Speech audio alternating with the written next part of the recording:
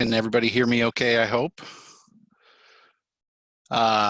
Thanks again, everyone, for joining us. My name is Mark Baltzell. I am part of the team of folks that put rules into place for salmon fisheries so everybody can go fishing throughout the year.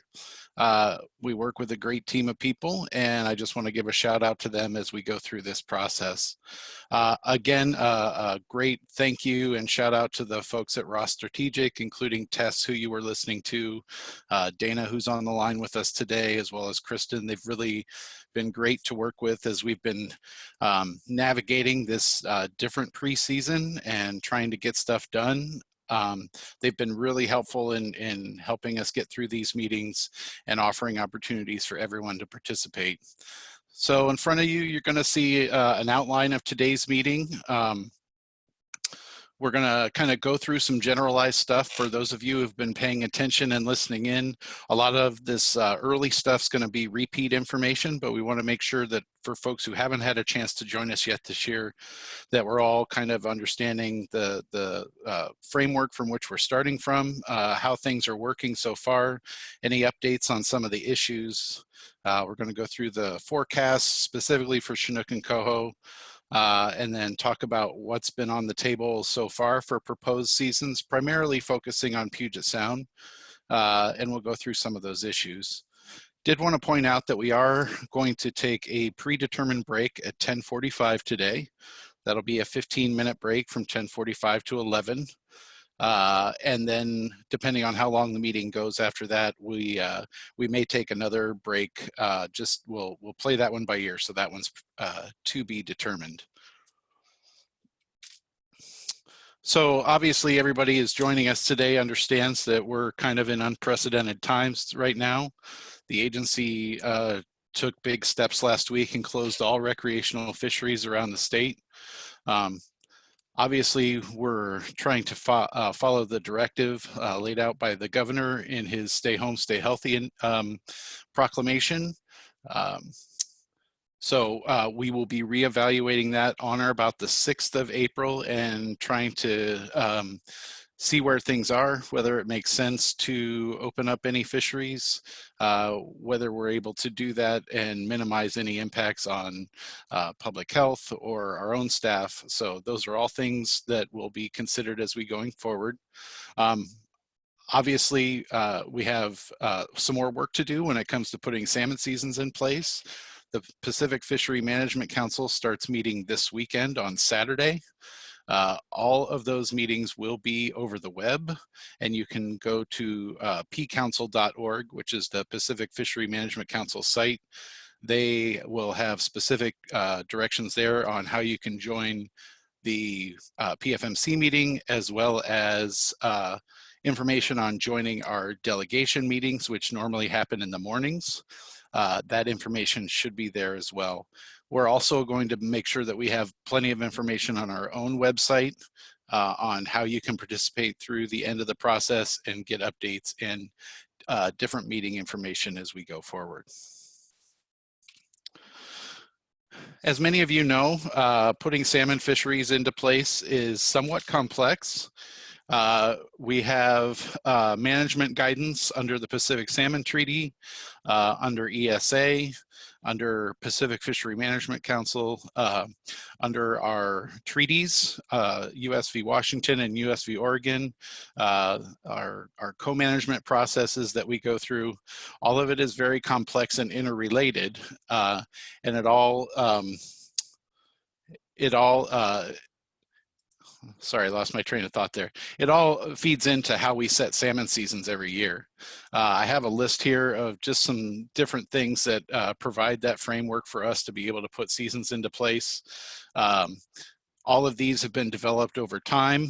Some of them we've been trying to update. As you can see, the Puget Sound Chinook Harvest Management Plan. We've been working on that one for quite a number of years and are pretty close to the finish line. We'll have a little bit of an update on that later. So again, all these documents, all of these things go into how we set salmon seasons and provide guidance and sideboards on how big or how little impact we can have on these stocks. It all culminates hopefully by the end of next week in a list of agreed fisheries, which is a list of treaty and non-treaty fisheries, salmon fisheries throughout the state for the year. So this is a generalized slide. A lot of you have seen it in the past about our North of Falcon process. Obviously, this starts in January. We work with our tribal biologists to go through and forecast abundances of each stock, try and make determinations if there's harvestable surplus. We start at the Pacific Fishery Management Council meeting in March to start taking our first look at what the abundances are like and what fisheries might mean on those abundances. That's where we start off by taking last year's fisheries and overlapping them with this year's abundances. And that helps us determine where those stocks of concern are, where some limitations to our fisheries might be. We're kind of in the 3, 4, and 5 category right now, where we're proposing fisheries and modeling fisheries and negotiating with tribes and other states for fair sharing of catch and impacts. And like I said before, hopefully that gets to a final agreed to fisheries package at the end of next week. One of the things that has been not been decided on yet this year is what our management objective is for Mid-Hood Canal. The state and tribes have not reached agreement on what that rate should be. We have had quite a number of meetings over the last month or so with the Skokomish and the other Hood Canal tribes on what steps or what measures we both could take to meet agreement on a management objective for both this year. And we also had a lot of discussion about the long-term plans for Mid-Hood Canal Chinook and what that will look like in the future. As of today, we haven't reached any agreements on anything. We are continuing to talk, including Thursday is a all co-manager meeting to discuss this issue. I didn't know if Fish Policy Director Ron Warren had anything he might want to add to this. Thanks, Mark. Good morning, everyone. So as the conversations have continued with co-managers, we will likely tomorrow continue that into next week. It's an important conversation to have. We believe that there's a difference between the last base period run from FRAM versus the current one that should remain the same, which increases our current exploitation rate. We think it's important to maintain that while we work on looking at the Mid-Hood Canal population, modifying, assessing the habitats that's there, determining whether or what stock to use for reintroduction, which is what NOAA would like us to try one more time, and determine what race, whether it's a summer, fall, or spring run, and then move forward in that. Lots of work that needs to be done, and we are in agreement in that work that needs to be done. However, in the meantime, where we are not in agreement is the exploitation rate on the remnant hatchery population that remains within the Mid-Hood Canal streams. So Mark, you did a good job on walking through where we were. I appreciate that. Thank you. Yeah, no problem, Ron. And I'm actually going to advance the next slide and turn it over to our senior policy person for the fish program for salmon, Kyle Addix, to talk us through where things sit with southern resident killer whales. Thanks, Mark, and good morning, everyone. As we plan our fisheries, we have to consider the effects not just on salmon stocks, but on other listed creatures like southern resident killer whales. The killer whales have gotten a lot of attention over the past couple of years with the governor's task force being formed and completing their work. And we've continued to assess the effects of fisheries on southern resident killer whales. Backing up to last year in April, the Pacific Fishery Management Council tasked an ad hoc work group with reassessing the effects of council area ocean salmon fisheries on southern resident killer whales. That group's held a number of meetings and webinars. Since then, they completed a draft risk assessment framework that's available on the council's website and the briefing book from their March meeting. And that work group's going to continue their process. They have a webinar scheduled for April 28th to start developing potential fishery management plan measures for southern resident killer whales based on that risk assessment that they've completed. For this year, NMFS has provided their annual guidance letter to the council and included a Chinook abundance-based method for assessing whether additional ocean fishery restrictions are warranted in 2020. In addition to looking at ocean fisheries, we've got to consider the effects of Puget Sound fisheries on southern resident killer whales. So NMFS and the co-managers will be assessing 2020 Puget Sound fisheries for potential effects over the next week or two as we try to zero in on our fisheries plan for the year. So that's all I'll say on that, and I'll pass it back to you, Mark. Thanks, Kyle. Obviously, we'll keep people informed if anything changes, if we're hearing anything from NOAA Fisheries about any additional measures that may or may not need to be done for this year. So appreciate that. Didn't want to put him on the spot, but I'm wondering if Dave Stormer is available to run through our Puget Sound Fisheries Chinook and Coho forecasts. Sure, Mark, can you hear me? Yes. Thanks. I appreciate everybody for participating in this North of Falcon 2 public meeting today. It's great to see so many folks tuning in. So I'm going to give just a brief summary of the Chinook and Coho forecasts for this year. So what we're looking at here is basically a Puget Sound wide breakdown of forecasts over the last 10 years or so. And so roughly about 250,000 Chinook are forecasted to return to Puget Sound this year. About 90% of those are of hatchery origin, which is the dark shaded bars there.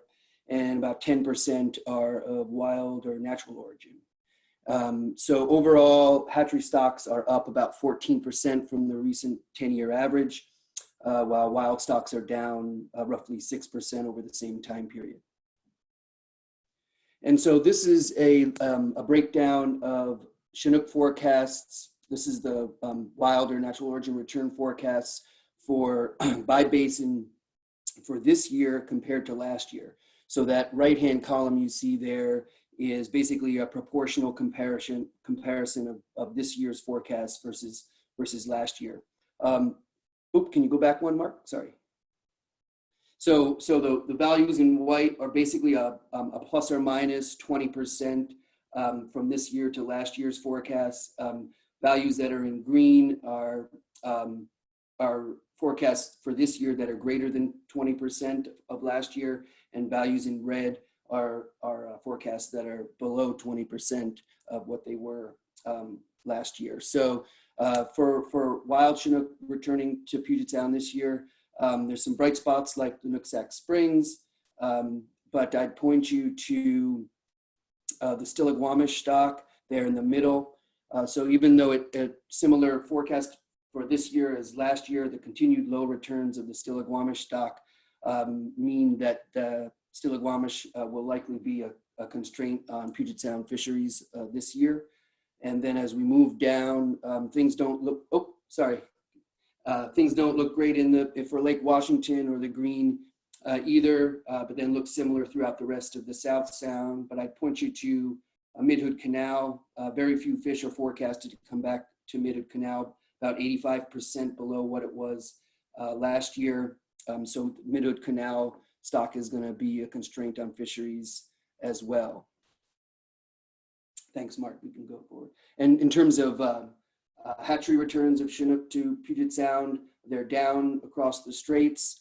A bright spot is the Skagit Summer Falls, and then things look mostly similar throughout the rest of the Mid and South Sound. We're down about 6% from this year, from last year. Moving on to Coho, about 525,000 coho are forecasted to return to Puget Sound this year. Hatchery stocks are up a little over 30% from the most recent 10-year average, while wild stocks are down almost half from the same time period. For wild stocks of coho that are returning to Puget Sound, for all these systems down basically across the board. Things look pretty good for the LWA, but are down considerably for river systems like the Nooksack-Samish, about half of what's predicted to come back this year versus last year in the Skagit. And again, the Snohomish, which is in the middle of this table, forecasts are down about almost 40% this year from last year. And our escapement goal for natural origin returning coho to the Snohomish is 50,000. So the pre-fishery forecast of 39,000 doesn't even get us there. So clearly Snohomish will represent a constraint to coho fisheries in Puget Sound this year. And overall, wild returning coho to Puget Sound is roughly half of what this year of what it was last year. Move on. Thanks. For hatchery coho, things don't look nearly as bad as for wild stocks. They're down a bit from last year, but Skagit, bright spot there is Skagit coho, hatchery coho are up almost double from what they were last year, but overall down slightly from last year. So that's a brief summary of Chinook and coho forecast at Puget Sound. I'll turn it back over to Mark.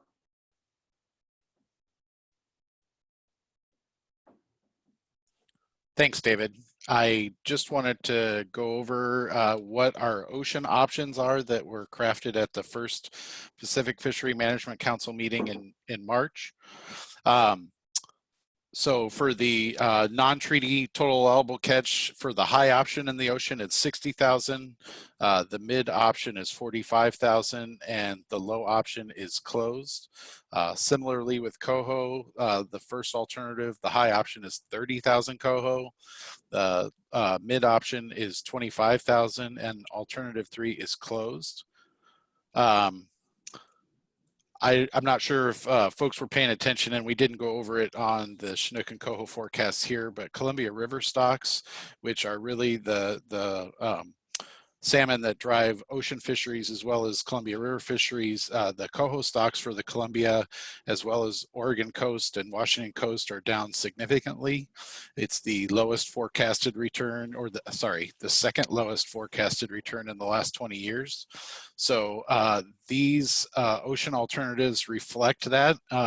Folks remember last year we were talking about forecasted abundance levels in the ocean of well over 100,000 coho. Obviously a different story this year, and these options reflect that. And also just a reminder for Chinook, last year's ocean Chinook quota when we ended the PFMC process was 52,500. So you can see these ocean alternatives on Chinook bracketed last year's ocean fisheries on Chinook.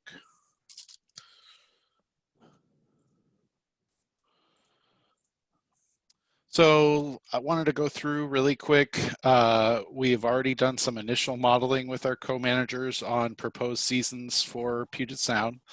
Our initial recreational Chinook seasons took into consideration some things we had heard after last year's seasons were put in place, some discussions we have had throughout the year with some members of our advisory group, as well as other constituents around last year's fisheries.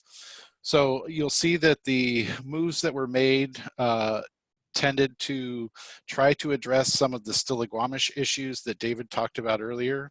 And you'll see this a little bit here when we start going through the modeling for Puget Sound fisheries, but you'll see that Area 7 has quite a bit of Stiligwamish impact in it.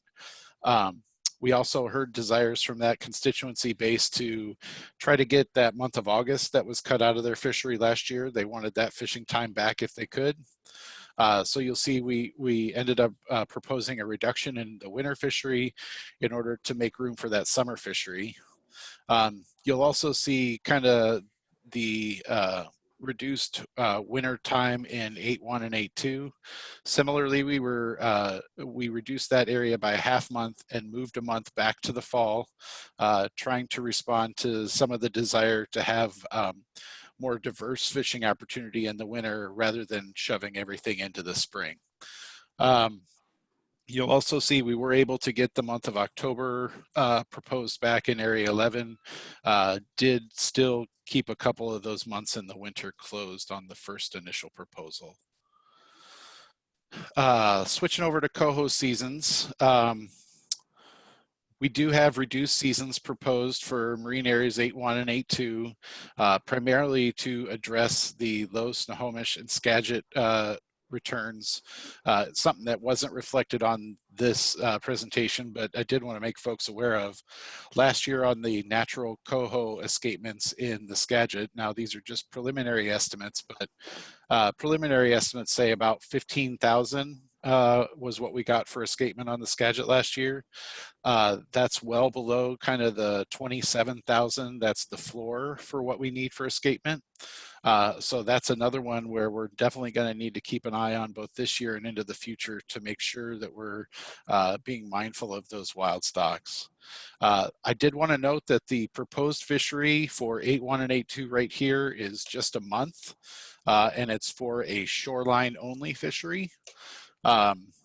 This was an idea that we had at the department to essentially try to keep some opportunity open. We know that there's quite a bit of shoreline fishing that happens in that area, people living on Whidbey Island and whatnot, and want to try to preserve as much coho opportunity as we can. So just quickly, I did want to mention that these seasons, as well as the proposed freshwater seasons, are on our website for public review.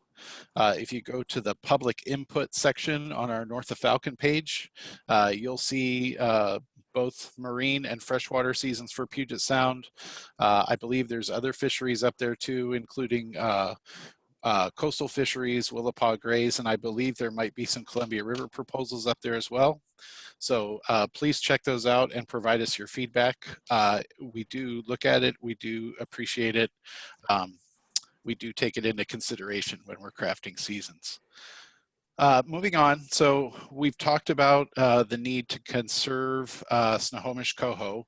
It's a big constrainer. So the current modeling tries to reflect that. We did close a rec fishery on the Snohomish this year. We do not have a proposal for one. We do have a proposal for maintaining a marked selective fishery on the Wallace to target those Wallace hatchery fish. I did mention the Skagit. We are proposing shorter coho seasons on the Skagit. Also, something we didn't really talk about, but folks should be aware of, we had a really, really poor return of chum salmon to a lot of places in Puget Sound last year. Some places saw single-digit escapement or less. Obviously, we've got a lot of concern for chum this year. So there are some additional chum closures on freshwater areas, including the Nooksack, Skagit, Stillaguamish, Snohomish, Puyallup, and Nisqually. Pay attention because we may need to do additional closures in season depending on what the runs look like when they come back. Also on the table, we're proposing some reductions in our South Sound coho fisheries, both in the Puyallup and Nisqually.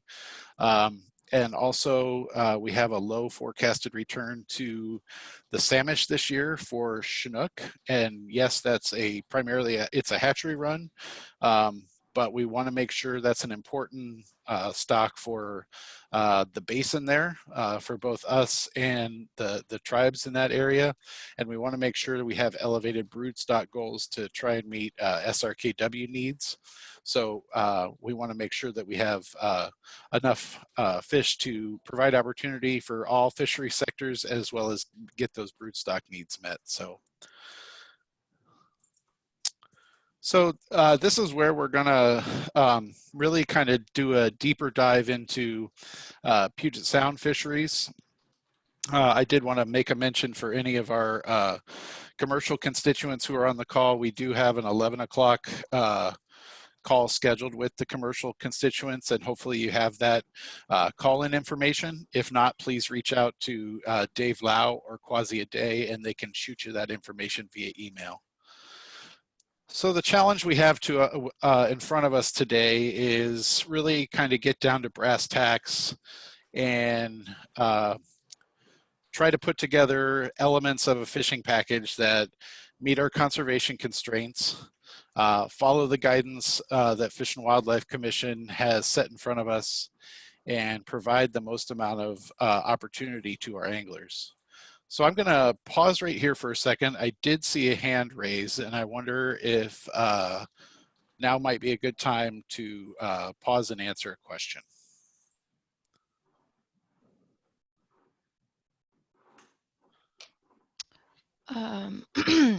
Just checking in here because it looks like the person may have lowered their hand. Okay.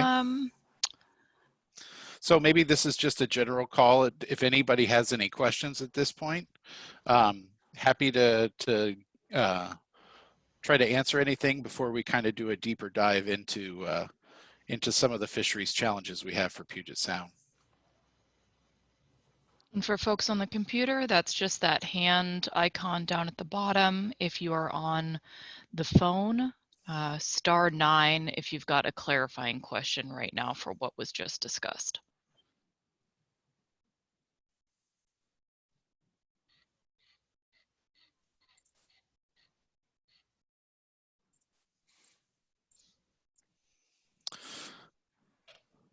All right, I am seeing we've got one question coming in from phone number with the last 4 digits, 2615. Hello, this is Pat Patillo. Hi, Pat. We can hear you. Oh, good. I had a question regarding southern resident killer whales, and the question is this.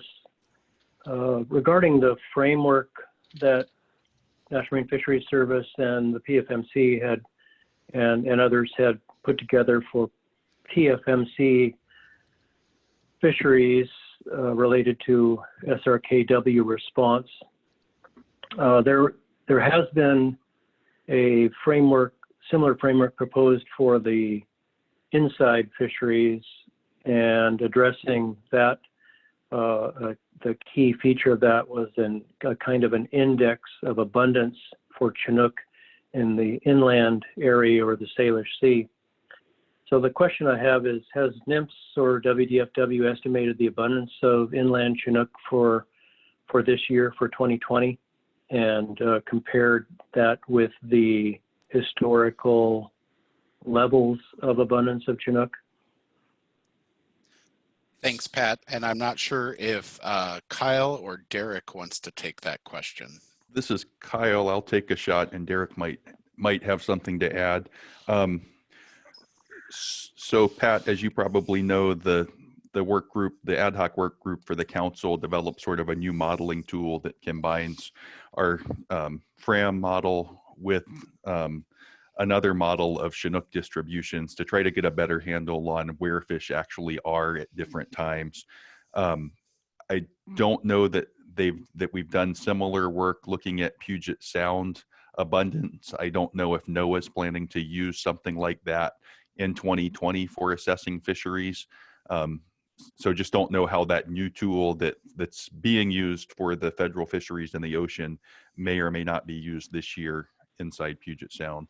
And again, Derek might have something to add to that or not. Thanks, Kyle. Hey, Pat, Derek here. Just to add on a little bit to what Kyle had mentioned, we have looked at the abundance in terms of the ocean. However, for Puget Sound, right now we're doing a little bit of exploration with the co-managers to try to find some technical improvements to the model. There's kind of a few things that they had identified as potentially things that we can improve upon.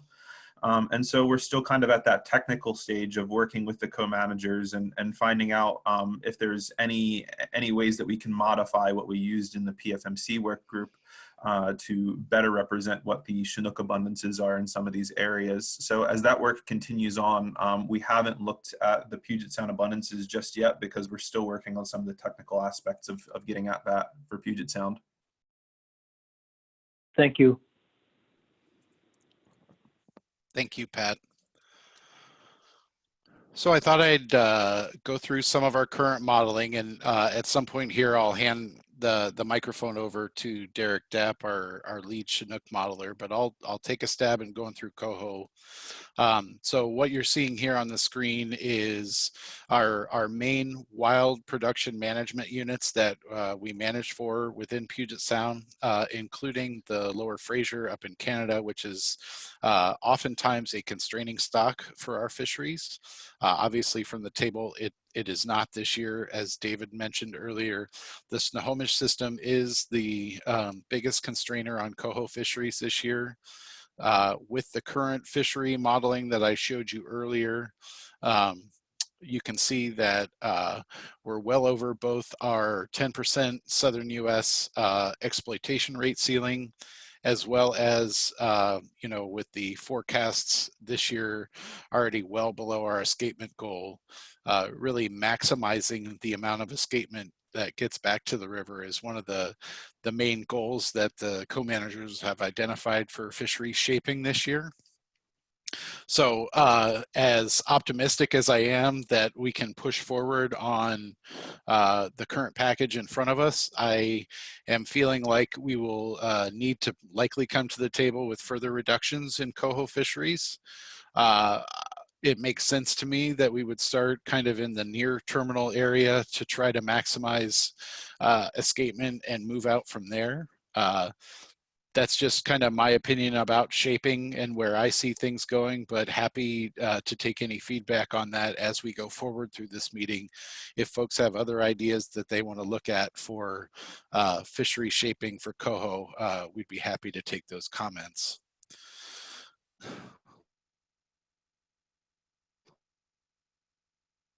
Switching over to Chinook really quick, modeling is, and the management objectives that we are that we're managing to this year. You can see kind of in the lighter yellow, the Skagit Spring Run is pretty out of bounds when it comes to the management objective.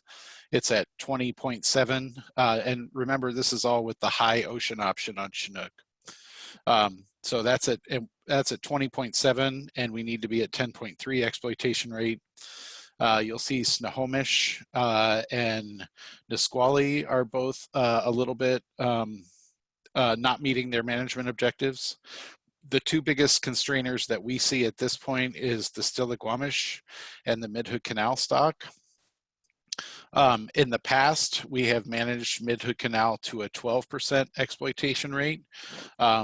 We have a proposal with the tribes, as Ron and I talked about earlier. We believe that, or our proposal for that objective is 12.4%. So that's where you have the TPD on the screen with that one.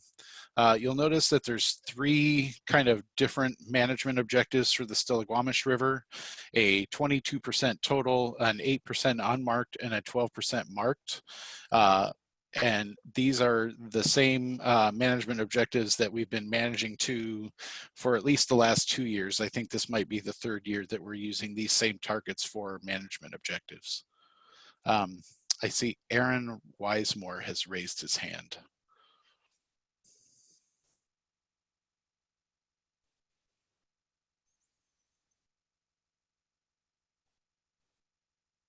Tess, can we go ahead and unmute Aaron for a question? Hi, Aaron, can you, I've got you unmuted, I think here. Can you also try, you may be also muted locally on your computer. If you're looking at your computer down at the bottom, you may have your speaker off in the bottom right-hand corner, or the Zoom little microphone icon in the bottom left. So Tess, I did notice that Aaron typed a question in the Q&A, and he was asking about Upper Columbia seasons. Good question. What I might do is at the end of this presentation, we'll have a note about a meeting that's happening tomorrow. There is a format just like this happening tomorrow. I believe it starts at 10. And it is a similar North of Falcon meeting specifically related to Columbia River and ocean fisheries. So please check out our website. All that meeting information is available on our website. And I'm sure those seasons will be heavily discussed at tomorrow's meeting. So, Hey, Mark, I might jump in for a second.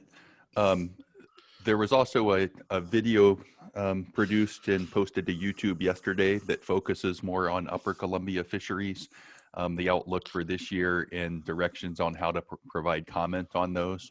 So that's probably the best place for Upper Columbia questions. The meeting tomorrow will probably be focused more on Lower Columbia issues, but welcome to attend that one and ask questions too. thanks for that, Kyle. And it looks like we've got one more question from Matt Larson.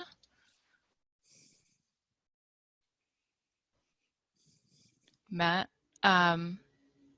yep, looks like you're unmuted.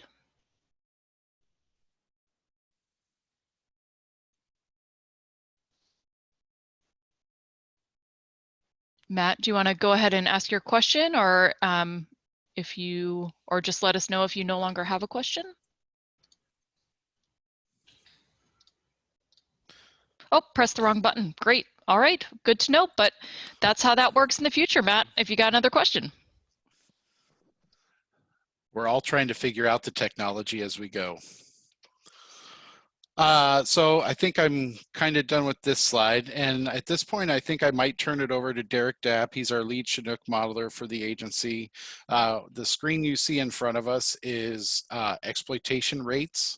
And for what you see, you have the Stille marked and the Mid-Hood Canal naturals. So Derek, do you want to hop in here?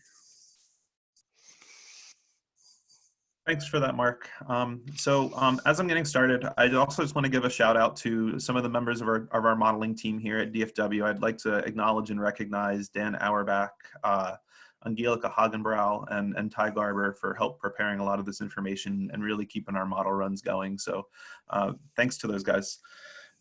Also, I might just add on a little bit from what Mark had said regarding constraining stocks. Mid-Hood Canal and Stillaguamish are likely to be our two most constraining stocks for this year. A little bit more about Mid-Hood Canal is that it's a stock that's highly impacted by ocean options, and there's kind of a that in conjunction with some of the other things at play, as Ron had spoken to earlier, management objectives are a little bit up in the air. That's a stock that has a possibility for constraining fisheries in the marine area of Puget Sound, and there might be changes that are necessary there. However, I think that it's more likely that our most constraining stock this year is going to be on the marked southern U.S. exploitation rate for Stillaguamish. So a lot of the subsequent slides and a lot of the looks of the modeling will really be focusing on that Stillaguamish stock. So just to speak to these graphics that we have in front of us right here on screen, these graphics depict the exploitation rates for those two stocks broken down into marine sport fishing areas by month. A darker shade of red in the graphics represents a greater modeled impact. I should also mention that cells with an impact of 0, that is white cells, either don't encounter the stocks of concern or are closed in the current modeling proposal. So that's just a note here. Just because there's a 0 here doesn't mean that that's a period that would not have an impact if there's a fishery there. It just means that in the current modeling proposal, there either isn't a fishery or there's not impacts for that stock. So one thing that you might quickly notice about Mid-Hood Canal is that the impacts themselves are really concentrated during the summer period, and you can see that they're pretty widely dispersed across a range of areas within the modeling. You can see that kind of the area that has the biggest impact is Area 6, but there's a lot of red kind of across that summer area. For Stillaguamish, we can see that the impacts are a little bit more evenly distributed across the summer and winter periods. You can see it's still a little bit leaning more toward that summer period, but there are some decent impacts in the winter. And what you could also see here is that there's really a concentration of those impacts in Area 7. That's the area with the most impacts on the Stillaguamish marked stock. You can see that there's also non-negligible impacts, particularly in areas 5, 6, 9, and 8. So maybe for the next part, if we could move to the next slide, Mark.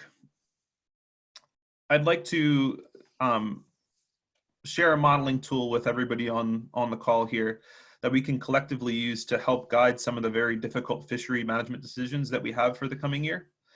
For those interested, the tool is available online on the WDFW website under the North of Falcon public meeting section. I'll give folks just a minute to go download that tool and follow along themselves if they'd like to.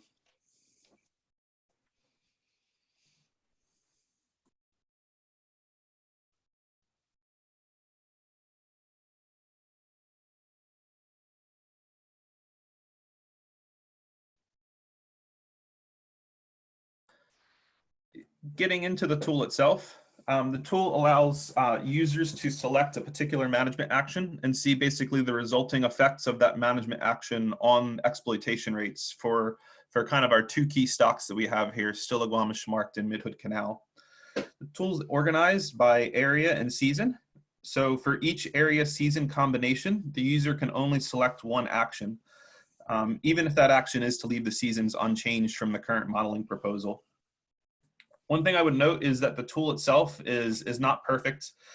Exploitation rates are complex beasts. And so, hold on one second.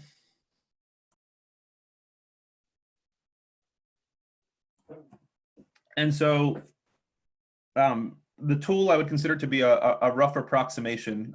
Consider it to be kind of a semi-realistic look at what's going on, but something that's very useful for us over here at DFW for receiving and incorporating and thinking about the feedback that you're providing. All right, so we're going to focus pretty solely on the non-treaty portion of the Stillaguamish marked stock. If you're looking at the slide that's in front of you, that's the cell that's highlighted green there.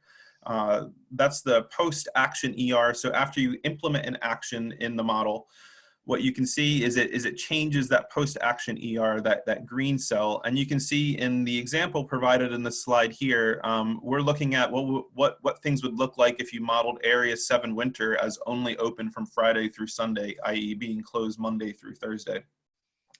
And you can see the model benefit if you look over a few cells.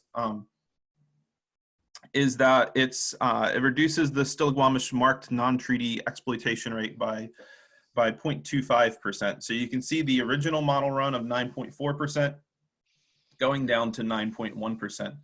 And to signify a change, what we're basically doing is in that second column, we're putting a capital X in that second column, and that's how we can kind of look at changes within the model.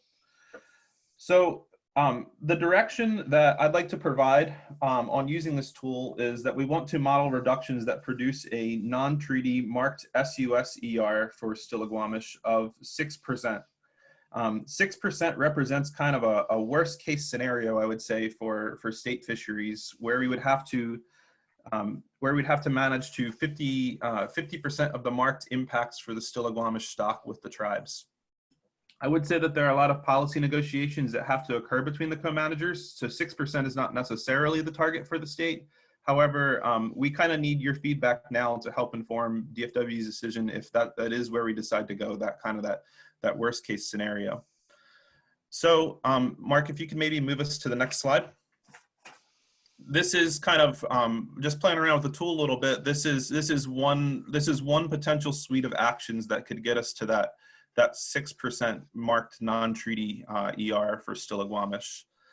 And in this example, what my thought was here was that if we focused on reducing winter fisheries kind of across all areas, and then changing Area 7 summer back to what it was last season, that's one way we could achieve this very difficult ER to get to this 6% marked exploitation rate. And then just kind of what the effects of that would be, it would be a collective reduction of 8.5 months of fishing, and that's kind of across all the areas combined. However, you can see in this example, one thing we tried to do is we tried to spread those reductions in a relatively equitable way across several areas. And so what it would take to get to that 6%, it's up on screen now, but it would take closing areas 6, 7, 8, and 9 in the winter, and changing area 7 once again back to what it was last year. So Mark, if we could advance to the next slide. This is another example.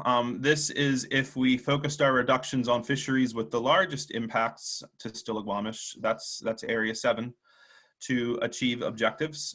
So in this way, we could close the entire area 7 fishery in the summer and the winter, leaving it open to catch and release for Chinook in August and September to allow for a Coho fishery.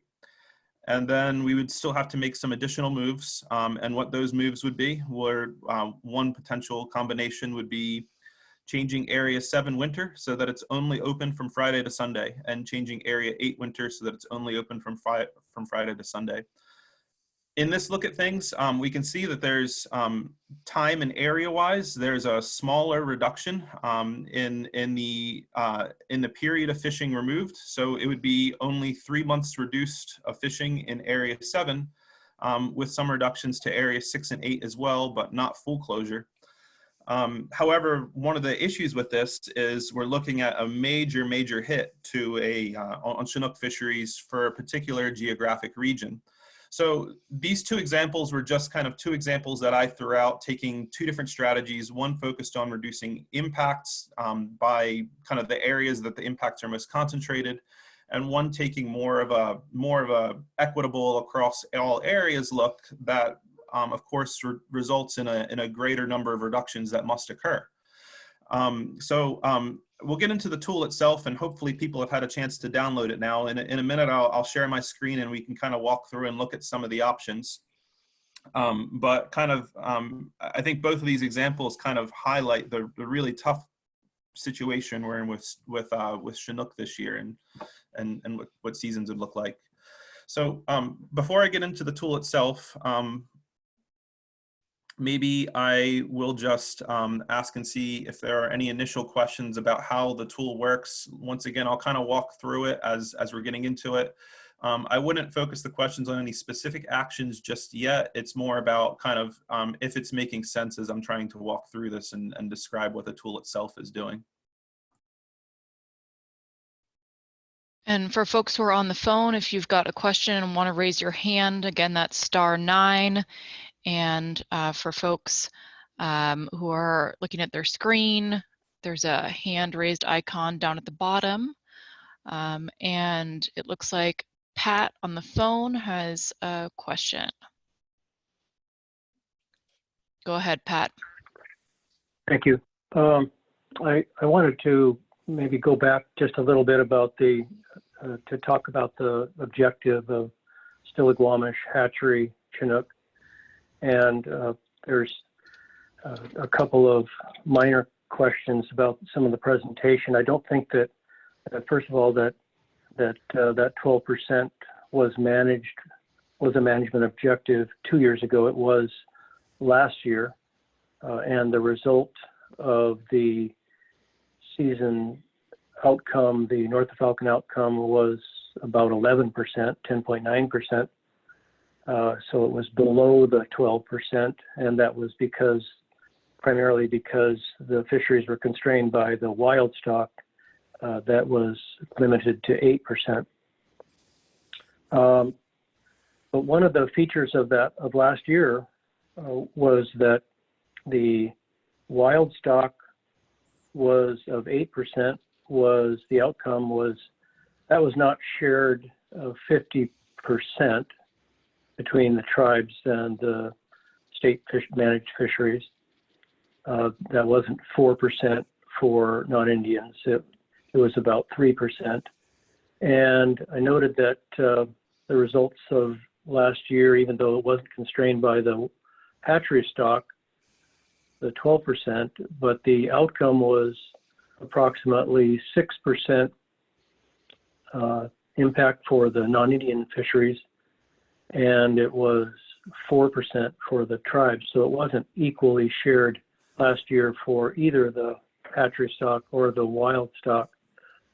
So I'm just, maybe this is a bit of a challenge, but I'm wondering why the suggestion is that you would split 50% of the 12% limit and limit non-Indian fisheries to 6%. And if that's the case, is it also the case that you'd be splitting a wild stock 8% at 50% and for that matter, other Chinook stocks? So I really do, I'm challenging the 6% assumption as the, I think Derek, you mentioned that that was the best case outcome for this year. And I think that's a challengeable assumption, but I'd like to know how firm WDFW is on that as an objective. Thank you. Hey Pat, Derek here. So I just wanted to reiterate, this is not a best case scenario. I think that we're looking at this in terms of kind of a very worst case scenario. And so we're going to have limited time between now and kind of, Wednesday of next week to get feedback. We think that this is kind of one of the most important venues to be getting feedback from our constituents. And so we want to look at things in terms of a worst case scenario because we want to be able to have actions in the back of our pocket, and we want to be able to get that feedback if things, if things were the worst that they could be. What actions does the sport fishing community recommend to help to get us to those objectives? As I mentioned, there are a lot of policy discussions that need to occur with co-managers on exactly what the target is, whether it's 6%, whether it's something higher, whether it's something otherwise. But for the purposes of this meeting, we're just really looking for your help and really reaching out to you guys to be able to help us to guide those actions in the event that that's where we have to be in that very in that scenario that requires some really great fishery reductions. Well, thanks a lot for that, Derek. That's a very helpful clarification. I must have just not been listening. Maybe worst and best sound very similar. Sorry for that. Okay, I understand, and I agree that with your intention of searching for potential actions here, I see that. Thank you very much. No problem, Pat. And Derek, we had another question that I was wondering if you would be willing to kind of go into a little bit, which is, question from Luke Reed is, can you explain why the Stillaguamish impacts are so much greater this year than last? And I'm sure he's speaking specifically on the mark stock. Why it's such a big change? Thank you for that, Mark, and thank you for that, Luke. It's a little bit interesting how the modeling goes. When we're looking at how impacts are occurring and where impacts are occurring within the model, we're modeling exploitation rates basically for every single stock in every single area and time period, but we're also modeling stocks by age. And so kind of one of the interesting things that we see in our coded wire tag recoveries is we see kind of a greater number of recoveries from the Stillaguamish stock of age 2 and 3-year-olds relative to what we see in the entire Stillaguamish population. For whatever reason, our sport fisheries are proportionally catching fewer of those age 4 and 5 class fish and more of kind of the age 2 and 3 fish. So what we're seeing in this year relative to last year is the return for the forecasted return for the Stillaguamish stock is supposed to be is expected to be highly weighted toward those age 2 and 3 class fish. And so what you can see is relative to last year, when we have more of those age 2s and 3s returning, our sport fisheries tend to hit those age classes harder than, say, if we had more age 4s and 5s returning. So even though the abundances of the Stillaguamish stock are very similar to last year, one of the things that changes is the age composition, and kind of what ages we're seeing show up in the coded wire tags of our sport fisheries catch. Thanks, Derek. I didn't know if what would be helpful if we want to run through some of this, the rest of the presentation, and then kind of turn it back and focus a little bit more on further discussion on Stillaguamish and Mid-Hood Canal and modeling and fisheries. So I guess just besides the Stillaguamish and Mid-Hood Canal issues, which you see on the screen here, obviously we still are trying to make our way through all of the obstacles that have been put in front of us in trying to deal with the current pandemic crisis that we're facing. Obviously, having meetings has been challenging. Maintaining communication both amongst ourselves at DFW and with our co-managers has been challenging. So we still have a number of obstacles and hoops to jump through over the next 9 or 10 days to try to get to an agreement. So we're all planning on not taking too much time off here in the next 10 days to try to make this happen. Obviously, there's a lot of issues that we don't have answers to, like what happens if this is still going on May 1st, those kind of questions. What happens if this is going on into the summer? We don't really have good answers to those, but I think it's important for us to maintain our focus on at least putting the pieces in place that will allow us to open fisheries when that time comes.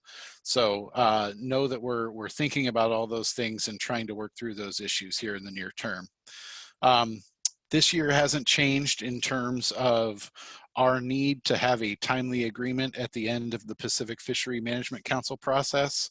As you know, we have been, for the last number of years, we have been receiving a 1-year permit from the federal government to fish under the Endangered Species Act.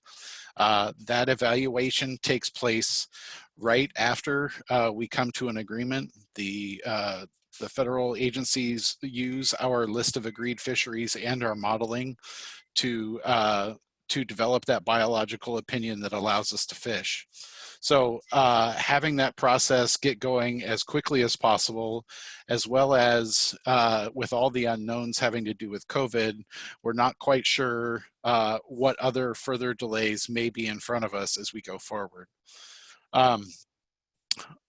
I know our focus has been pretty Chinook-centric here so far, but there are, as we mentioned, low forecasted Coho returns, especially to the Snohomish, that will likely affect Coho fisheries this year as well. Kyle also talked through some of the things we're talking about with southern resident killer whales. I also mentioned earlier that we do have a meeting tomorrow for Columbia River and ocean fisheries discussion. That is taking place from 10 to noon.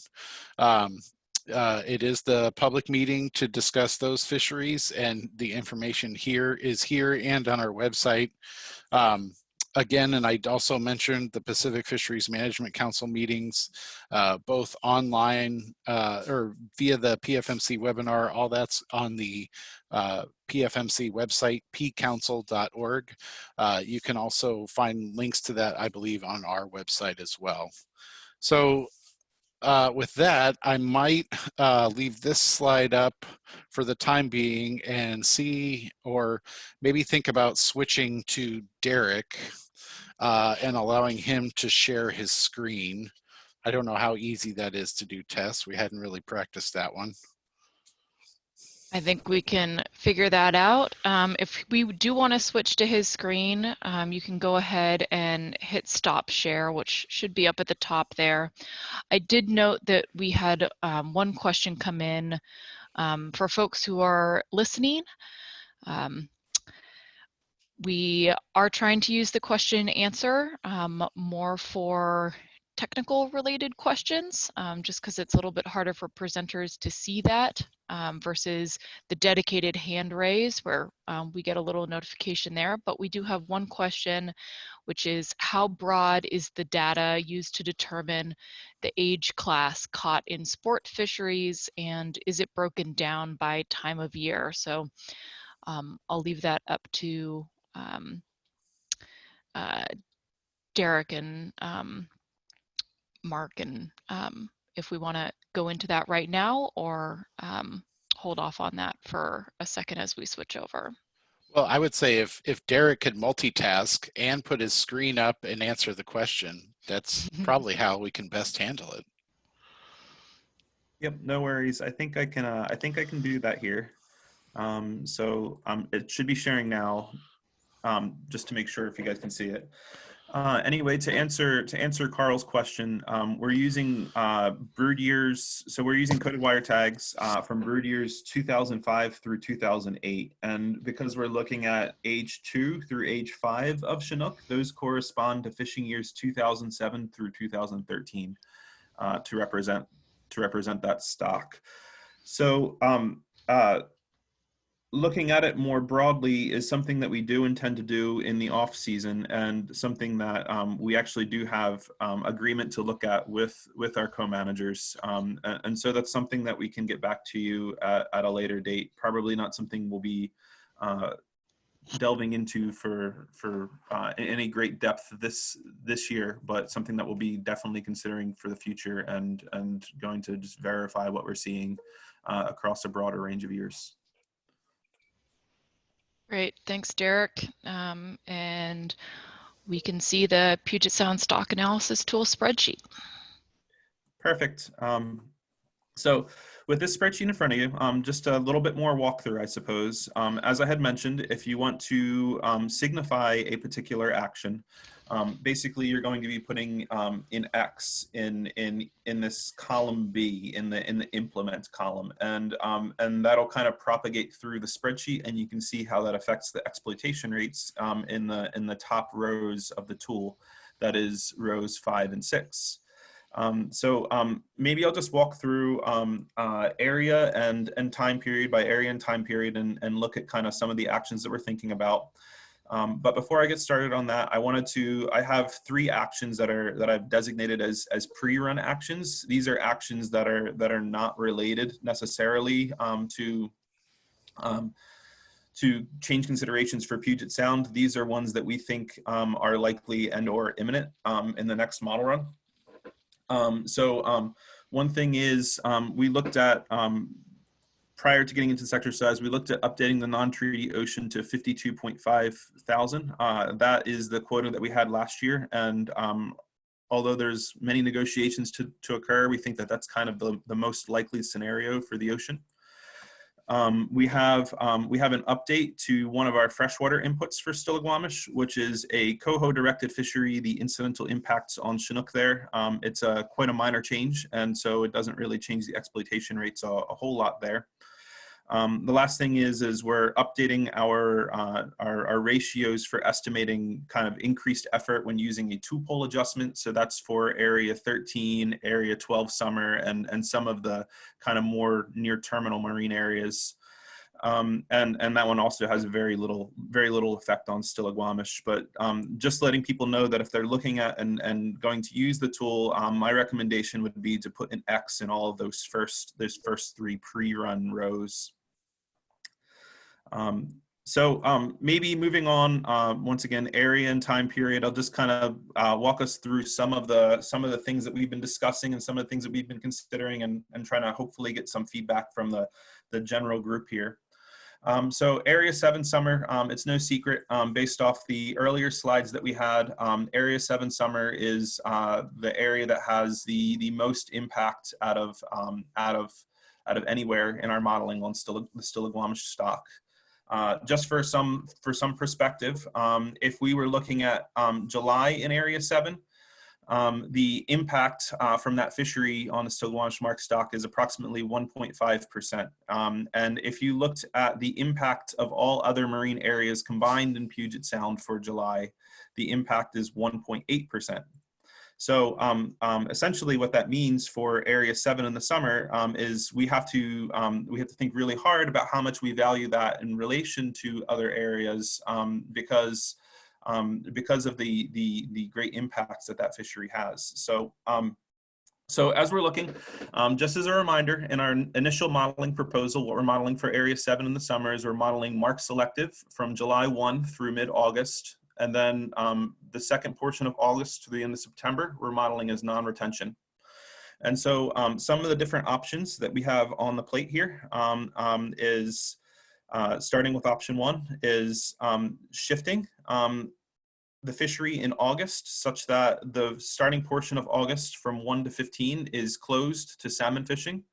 And then opening up the latter half of August. This is from a suggestion I think that we heard at the what's normally our Mill Creek meeting, but the meeting that we had last week with the constituents. A second option is reducing kind of the earlier part of the season, so shaving off July 1 through 15th, but then in return opening the fishery until the end of August for Chinook retention, so shifting it 15 days later, essentially. That's option 2 on the list. Option 3 on the list is keeping it as it is, but shaving off a week of fishing in August, so shaving off that August 8th through 15th period. Similar to that, in option 4, we have basically shaving off all of August such that August becomes non-retention for the full period. We have in option 5 is the season that we had last year, and that would be Area 7, open from July 1st through 31st, closed to salmon fishing in August. That means no non-retention. And then non-retention open in September for Coho. One of the modeling suggestions we heard in our last public meeting was because of the age composition issue with Stillaguamish, how it's more weighted toward those age 2 and 3, those younger age class fish. We could actually get a benefit to the stock by changing the size limit to 26 inches. So that's another option, I suppose. Lastly, the biggest option here would be to close Area 7 for fishing throughout the entire summer and leaving it only as non-retention in August and September to allow fishing on Coho. The last option, and this option will be kind of with all the other areas as well, is to leave it unchanged. So because this is our first area time step example, basically, we could see, just to walk us through it, if we were going to implement, full closure in Area 7 during the summer, then we could see that it would change that exploitation rate at the top from 9.4% to 7.6%. Once again, our goal there is to be able to look at a worst case scenario and get to 6%. You can see if you're looking over at column H, you can see that it's kind of tracking how far off the goal we are. So here in this situation, we would be 1.6% to the goal. Maybe if it's all right, and maybe unless Mark has anything to add, I might just open up the lines to see if we can get any feedback for Area 7 in the summer. See if there's any thoughts out there. Actually, Derek, what I was going to suggest is we are right up against our scheduled break time. So I would suggest everybody can stay logged on if they like. I think we're all gonna switch it. And Derek, if you want to let me share my screen, we can put my presentation back up there. But I think now's a good time to take that break. And so what we will do is we'll just kind of put everybody on mute, and we will plan on being back together at 11 o'clock. Thanks, Mark, and I've unshared my screen so that you can share yours now. Thanks, Derek. So, Great. Thanks, Tess. I'm going to grab another cup of coffee, and looking forward to hearing people's questions and comments on Derek's presentation when we get back at 11. I want to welcome everybody back to our North of Falcon 2 meeting, and hope everybody stayed with us. I know we had some of our staff jump off the line for a commercial call, but a couple different things coming here right out of the gate, and I want to just say thank you to all the folks who are on the line, as well as staff who are on the line listening. One of the things that I thought we might try, and this is a question for everybody on the line here, is again in the under the intention of being respectful with everybody's time. I'm imagining there may be some people who are participating that have or want to provide comments about our freshwater fisheries or freshwater questions. So I was hoping that maybe I could get a show of hands by using the raised hand feature, so I can get an idea of about how many folks are interested in talking about freshwater fisheries. And that's going to kind of help us determine kind of where some of our discussion needs to go, how much time we need to allot for everybody. The other thing that I wanted to get out there is currently what we're doing is we're throwing up, we're kind of doing things on the fly here and thinking about using this technology. We have put a poll question up for folks to go to. So if I'm saying something wrong, Tess, please hop in. But if you're on the computer, on your phone, part of that little menu bar that pops up, I believe it's at the bottom of your screen, there's a little icon that says polls. If you, and there it goes, it's right up in front of the question. Essentially, we're just kind of asking your opinion about if we, obviously it's pretty clear we're going to need to make some fisheries reductions. And this is just kind of a general question about where would you prefer the department make those reductions, summer or winter fisheries? Obviously, our goal is to try to provide a balance, provide the, take into consideration the guidance that we have through our North of Falcon policy and try to make sure that we're offering a suite of fisheries throughout the year and throughout Puget Sound. So again, this is just a generalized poll, but wanted to just get a sense of folks. So before I launched into that, not sure if we got an idea about how many people had freshwater issues. Tess, any ideas? I didn't get a look at it. Yeah, right now, so far we've only had 4 folks, it looks like, raise their hands who are interested in hearing more about freshwater issues. We're up at 5 now. So if you're joining in on the phone, I know we've got about 11 people joining in on the phone, and you are interested in learning and spending some time talking about freshwater issues, go ahead and press *9. If you are on the computer, look for that raise the hand feature down at the bottom of your screen and make a note there. It looks like folks are going ahead and we're getting a little bit more input there, Mark, and I'm seeing 11 folks on the line who are interested in freshwater. So here's what I would propose we do. It's a little after 11 right now.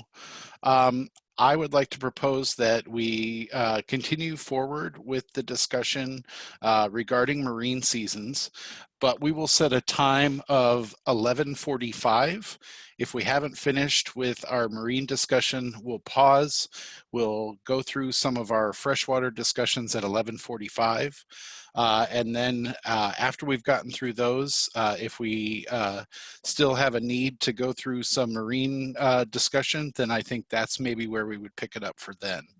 So mark that down on your mental schedule. At 11:45, we're going to switch and talk to some freshwater fishery issues for a while. I did see kind of one generalized question come across the Q&A that has to do with chum salmon. So, and it's from Riley Fee. And his question is, given recent studies which show that chum are important seasonal forage opportunity for southern resident killer whales, and given the current status of chum stocks, will WDFW eliminate non-treaty commercial fisheries in chum in the marine areas this year? Thank you for that, Riley. So I will say that our commercial fishing package is ongoing. As you heard me say, we have staff meeting with those commercial constituents right now. I would say, given the abundances that are forecasted for this year, we've already committed to our co-managers that we would be using our in-season tool for assessing run size, which currently is we have a test fishery that's conducted right off of Kingston at Apple Cove Point. It is a co-manager test fishery, so we operate it jointly with the tribes. We're out there with them collecting data and collecting those samples and things on the boat. So we have agreed that we will use that in-season tool for assessing the run size to make determinations about whether or not we will fish with our commercial gear, primarily in areas 10 and 11 in Central and South Sound. We do have seasons planned for Hood Canal. We have plenty of harvestable surplus for those fish going into the canal for this year, so shouldn't be an issue there. But yeah, stay tuned. It is one of the things that we are considering as part of the overall package. I might also mention that we've made great strides in trying to increase our escapement goals for Mid-Sound and South Sound stocks starting last year. We essentially doubled our natural escapement goals for those South Sound natural chum to try to make sure that we're maximizing our escapement to those systems and trying to react to some of the changing environmental conditions that we've seen in the recent past. So with that, I think I'm going to toss it over to Derek to get started, and we can, as Derek goes through, I will do my best to try to see if there's any other options or questions that come up. And so I'm going to start unsharing my screen and allow Derek to pick it up. And just a note that I'm going to lower everyone's hands because we did have hands raised about going into the freshwater discussions. And then if you still have a question as Derek is going through things, please go ahead and raise your hand using that *9 function on your phone or the hand icon down at the bottom of the screen. Thank you, Mark, and thank you, Tess, for that. So jumping back into where we were just before the break, I wanted to maybe see if there's any comments or feedback related to Area 7 summer. And once again, we'll go kind of area by area and look at suggestions, but kind of any preliminary thoughts, any initial ideas related to the options that we have here on the table. I'd look for hands raised now. And it looks like we've got a hand raised from Carl. And so Carl, I'm just going to get you unmuted here. And I know it looked like in the Q&A you may have fallen off a little bit. So hopefully we can hear you now. Well, let's see. You got me? Yeah, I can hear you loud and clear. Okay, great. Yeah, I mean, just a comment on this is, you know, I don't actually have constituents in Area 7 specifically, but just, you know, going back to the very beginning of this process, and we saw some of the proposed fisheries recreationally, commercially, and with the co-managers, you know, we did see a pretty good uptick in proposals from co-managers and some, you know, some shifting and a bit of reduction here in the recreational fishery. So, you know, while I see this tool that you're looking at very seriously, and it's a great tool, and I appreciate Derek putting this together because, you know, perhaps we will need this, but, you know, I really hope that, you know, during this process, we're really sticking to the package we have as much as possible, and that there's, you know, meaningful talks going on with all the stakeholders in this process that focuses on some really fair ways to meet the challenges here. I think that it's a good exercise, but I've I don't think you're going to get a lot of people jumping up and down to click X's in these boxes and say, let's go ahead and do this, because are we still seeing, I mean, one question, I guess if I have a question in here, it's, are we still modeling 8,500 in the ocean treaty troll fishery? Hey, Carl. So to answer your question directly, yes, we are modeling 8,500 in the winter treaty troll fishery. But just to kind of follow up on some of the things that you said there, there's a very specific reason why when we're looking at the changes here, we're looking solely at the non-treaty portion of the marked SUS. We know that there are negotiations and discussions that have to occur with the co-managers. We know kind of what they've put into their first model run might be a little bit unrealistic related to last year, but that's why we're focusing solely on our portion of that. And kind of something that you had mentioned during the chat is that people aren't going to be really jumping up and down to put X's in these boxes. And I know that it's really, really tough. I know that these fisheries are so important to everybody on this call. That's why we're all here is it's about livelihoods. It's about our opportunities to go out there and fish. But unfortunately, in the situation that we're in, we have to make some really tough calls for this year, potentially for Stillaguamish. And if that's the case, then we want you guys to be helping to direct us and provide feedback in that regard. So the alternative, if we don't get any X's in these boxes today, if we don't get the feedback that we're looking for, is that we'll have to make those decisions from the department standpoint potentially, because we have management objectives we got to meet, and we want your help with it.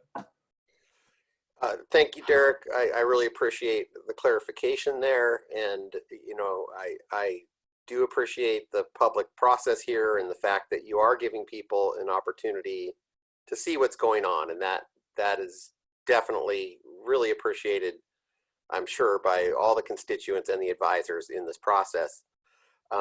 My final comment on this topic is that Pat put together a really great argument with lots of technical information to back it up.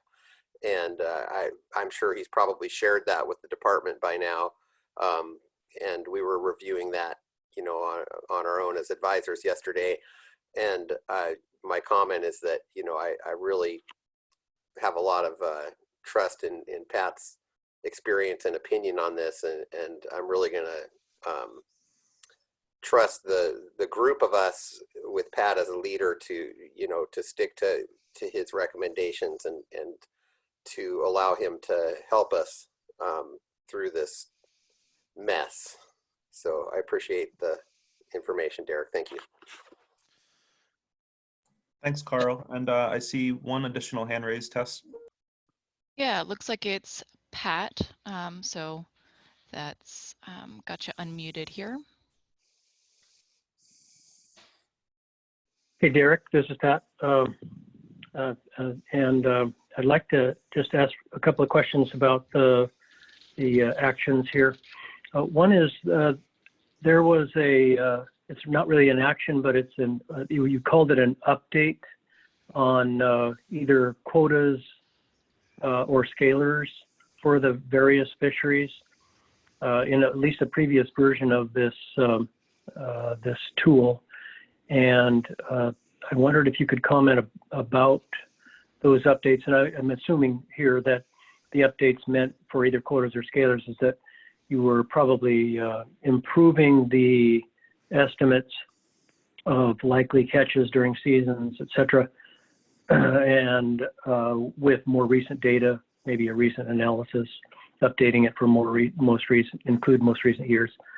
And then the other question related to this is this with regard to the size limit, the 26-inch size limit, the increase to 26 has a very significant effect, 0.42% in area 7.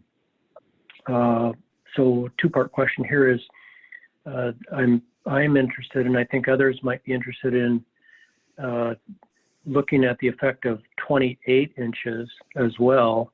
And this is coming from me, and I won't pretend to speak for other people, but I'm really addressing the issue of size limit changes to avoid closures.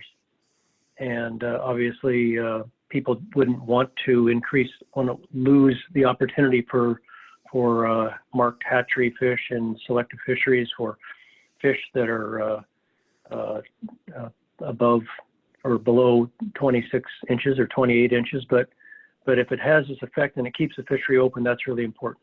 And then the second part of that question with size limits is, and maybe you'll get to that, this is something that I hope is being considered as an alternative to closure in some of the other areas that have the relatively higher impact on Stillaguamish marked fish. Thank you.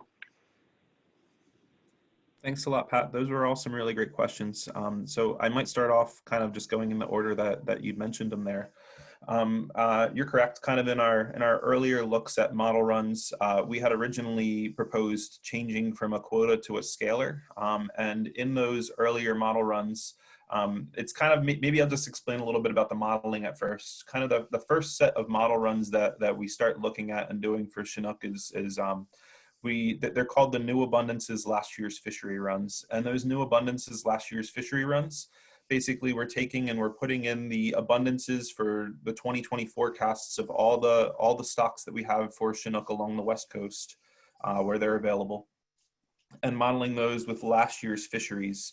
So if we had the quota of last year's fisheries, what's the outlook for exploitation rates? And so when we looked at that initial modeling exercise, how we actually model kind of our first set of runs is we model our marine fisheries as what we call scalars.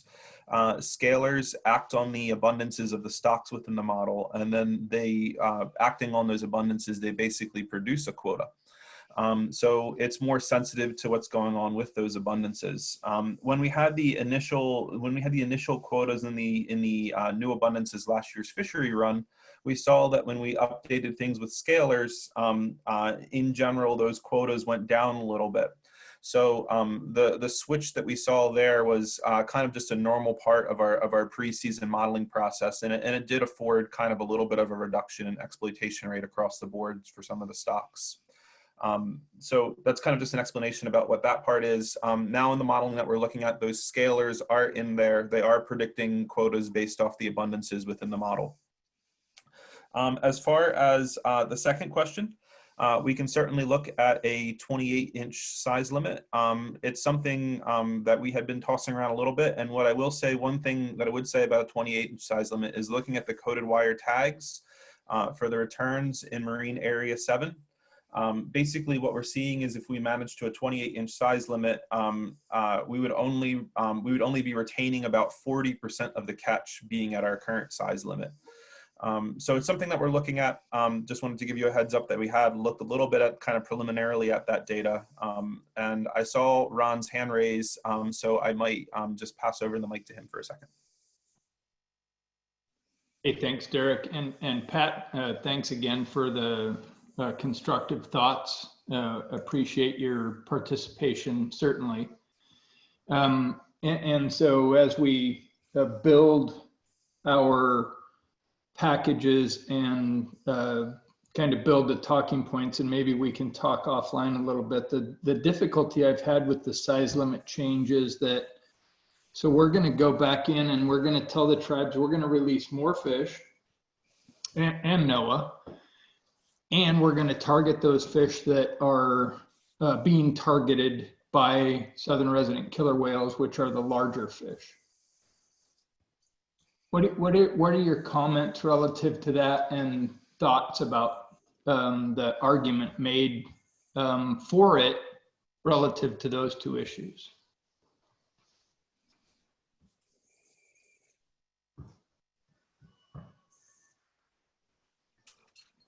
And again, if you've got thoughts, use that hand raise function or *9 on your phone.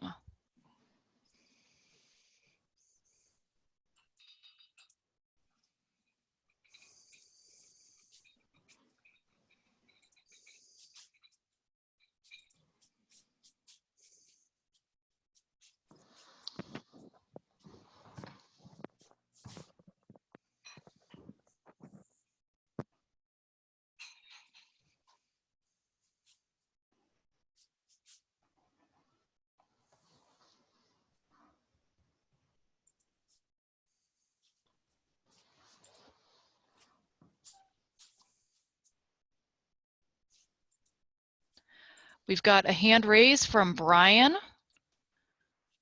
And Brian, I'm unmuting you.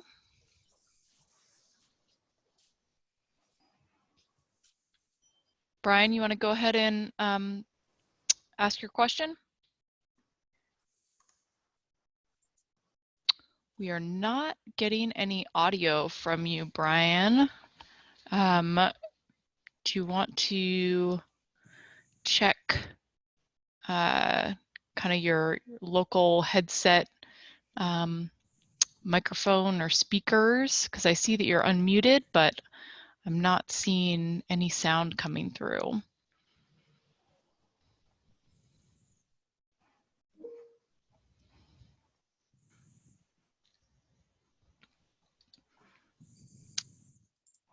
And Brian, we are trying to limit our Q&A box to being kind of more technical questions, but if it doesn't look like you can get the audio going, you can try plugging something in there and we will see it. And it looks like you may have lowered your hand.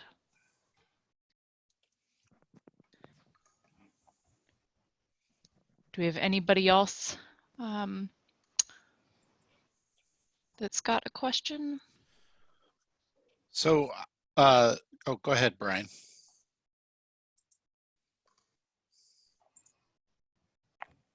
Can you hear me now? Yes. Oh, good. I'm technically challenged. I'm just curious as to how you feel raising the slot limit to 28 inches. I mean, doesn't that just make it so we have more encounters with less retention?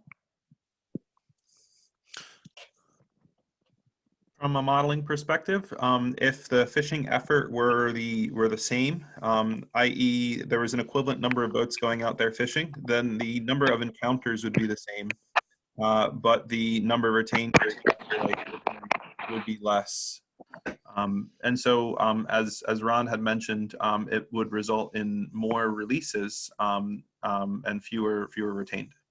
But don't we factor in those releases as a mortality rate? Yep, we do factor those in as a mortality rate, Brian. So it seems to me that you're having a negative overall effect on harvestability, especially since there's, traditionally speaking, you can see that the size of fish is not getting larger overall.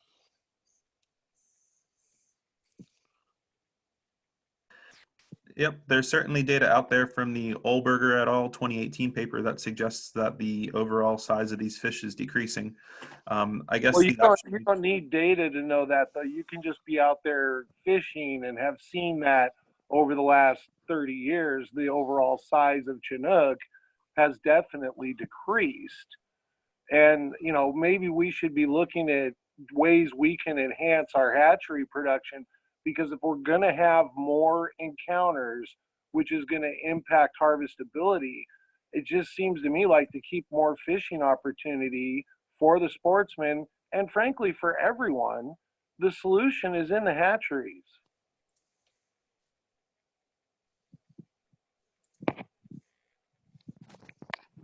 Thank you for that, Brian.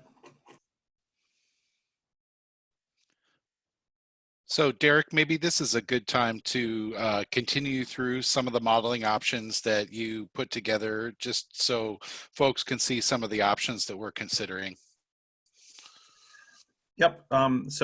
Maybe, unless there's any hands that raise within the next 30 seconds to make a recommendation for where we put an X on Area 7 summer, maybe I'll just kind of continue down the list and move to Area 7 winter and start looking at some of the options we're considering there. Sounds great.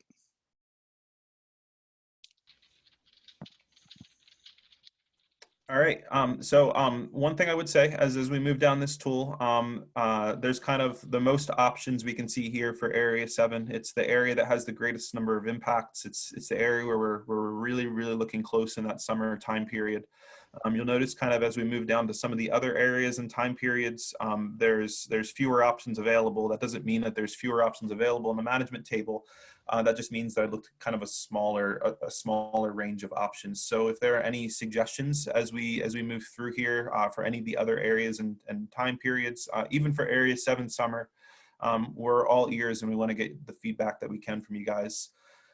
So for Area 7 winter, it's kind of the area time period with the next biggest impacts after Area 7 summer. And we have a few options on the table here. You'll see kind of a commonality across our winter fisheries is we look at what a full closure would look like in terms of exploitation rate reductions.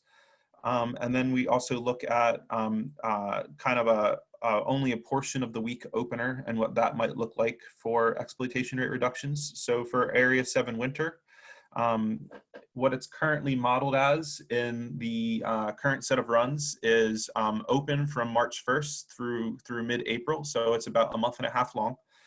The options that were thrown out here are to close it or to reduce the number of days that it's open or to leave it unchanged. And so maybe what I'll do is I'll kind of just walk through each area and each of the actions that we're considering, and then maybe get a feedback on the whole general tool and the whole general suite of options that we have available. See if maybe that stimulates more discussion just going through each area first. Area 9 summer, third one on the list, next biggest impacts. So Area 9 summer, we have kind of 4 options here. Area 9, we have closing it to salmon fishing in July and basically leaving August as non-retention, leaving August as open to coho.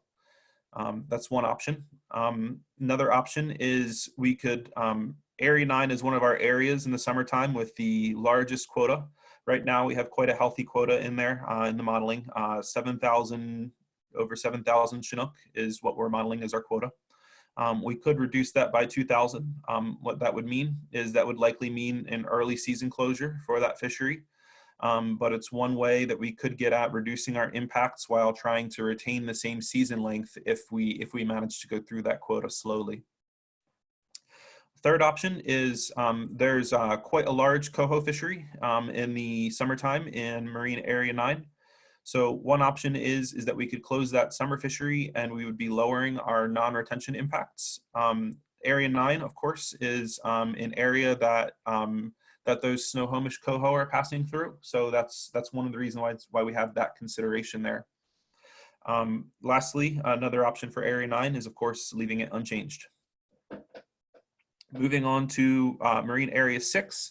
Now for kind of the next set of fisheries, are going down in magnitude, and we can see that there's kind of lower impacts the further we move down the list. And so there's less benefit for reductions there.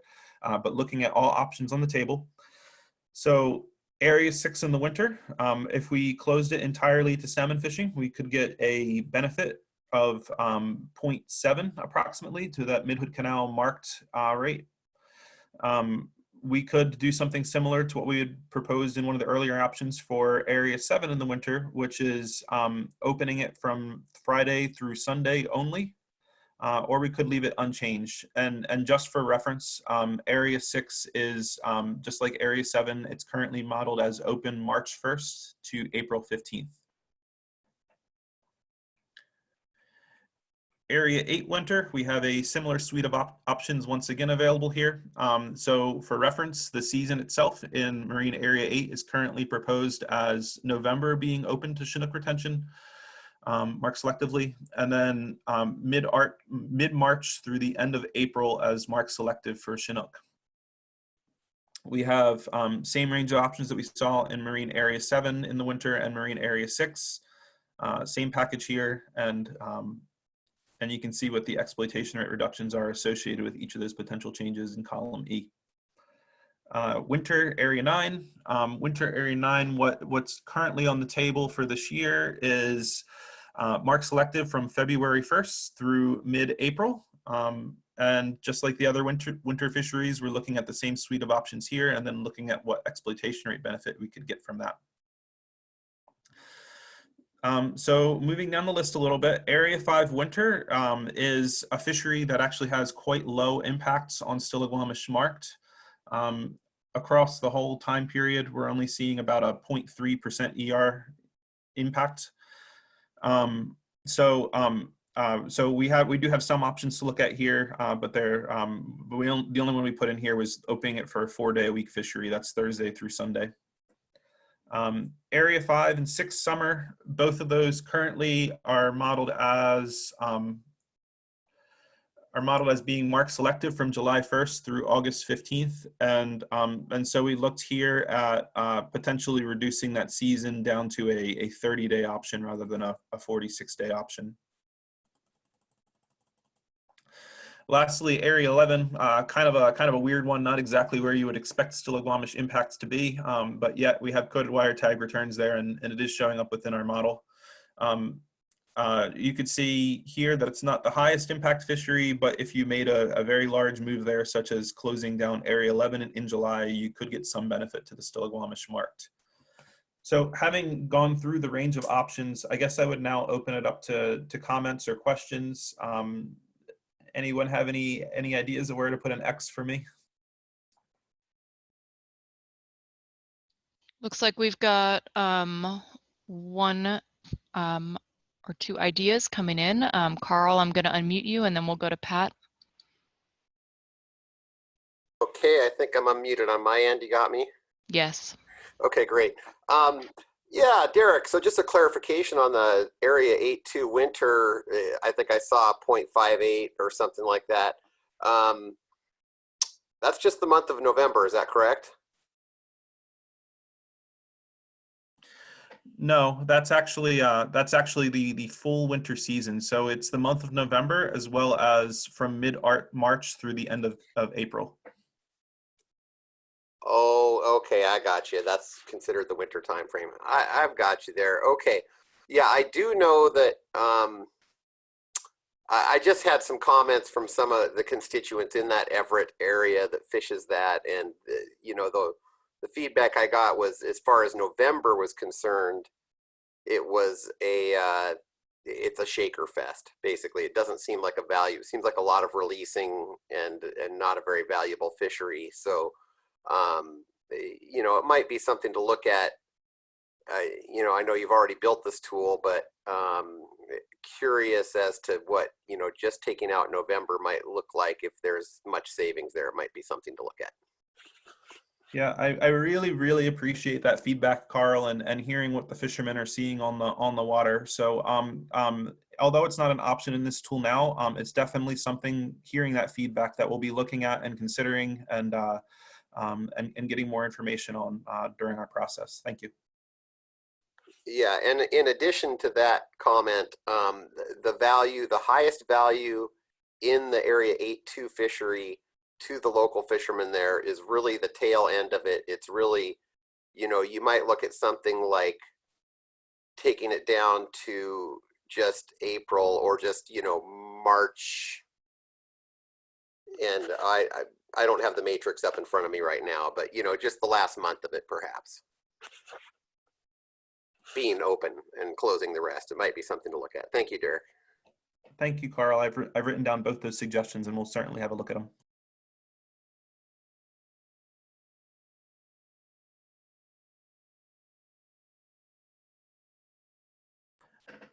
Okay, so I see several hands raised. I might ask Pat Patillo. Looks like he's the first one on the list. So if we could unmute him. Pat. Derek, I'd like to ask you to look at two alternatives.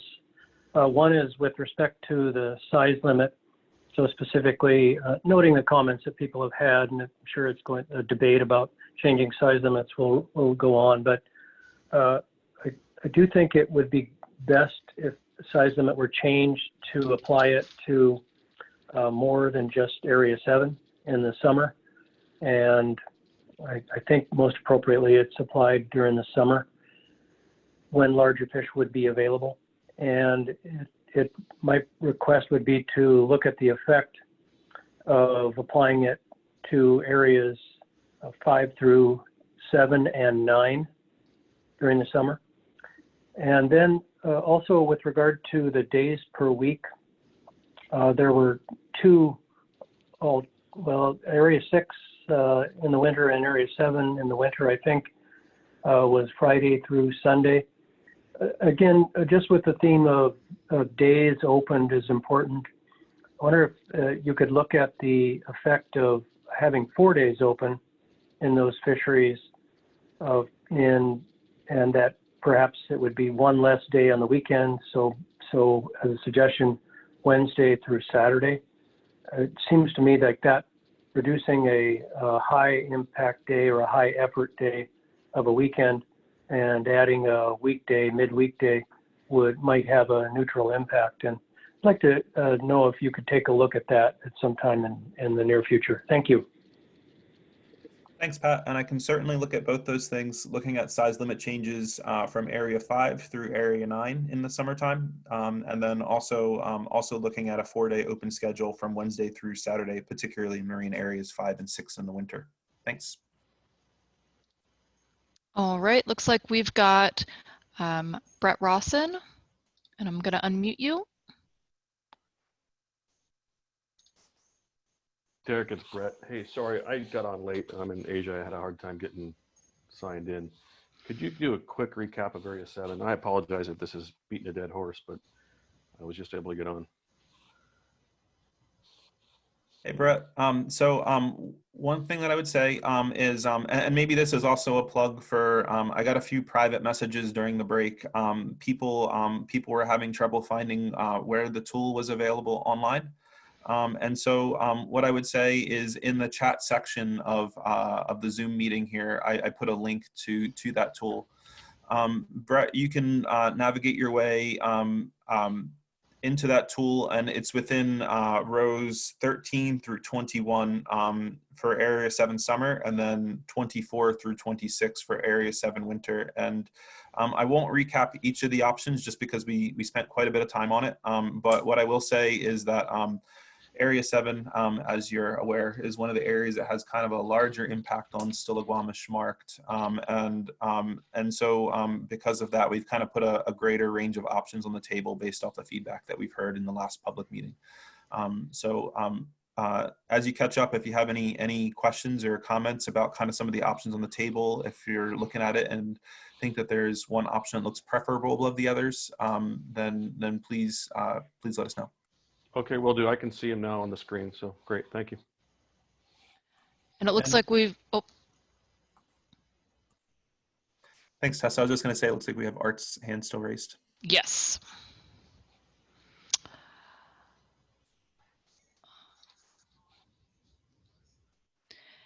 And just a note, it looks like Art had a much older version of Zoom. And so I actually have to promote him to panelist, which takes a second here. Art, I just unmuted you. Hello? Oh, we can hear you loud and clear. Oh, good. Well, hello, everyone. Interesting exercise once again.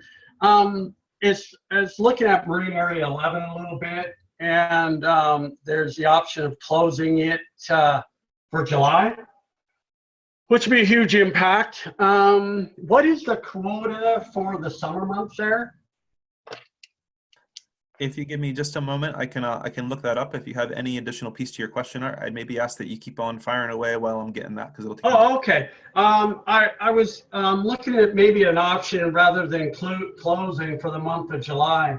Either go to a 4 or 5 day during the month, and also when we're open for the winter time, January through April, maybe go to a 4 or 5 day week option there in tandem rather than closing the month of July altogether.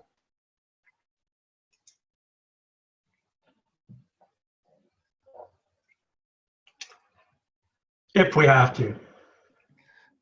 Thank you, Art. I appreciate both of those suggestions. So if we were going to potentially do kind of a set number of days per week, do you have a recommendation on which days we would use? I know that Pat had suggested Wednesday through Saturday in marine areas 5 and 6. Is that something that we should also be looking at maybe for marine area 11?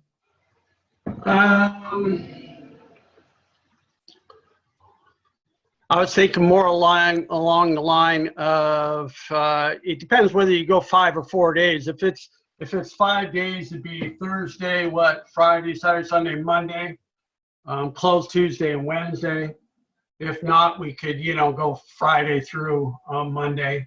I know those high valued areas, they're just very valuable. So if we can do that weekend, then that'd be great. Thanks for the feedback there, and I have a response to your question at the beginning. We have kind of a nice quota for Area 11 summer this year. So in the initial modeling, it's coming out at just about 4,000 fish retained, which equates to 10,500 encounters almost. Yes. So what would, gosh, it's kind of, can you give me an idea about the options of 5 days during the winter and July? I won't be able to do that one on the fly. It's something that I'd kind of have to spend maybe about 10 or 15 minutes modeling to have a look at. But I can get back to you later in email if that's something you're interested in. And in about 5 days a week, we could even look at July, August, and both months as far as that goes, if that would help out. Noted. And like I said, maybe at some point during this week, maybe I'll get back to you in email with some of the results from that initial preliminary look. Thank you.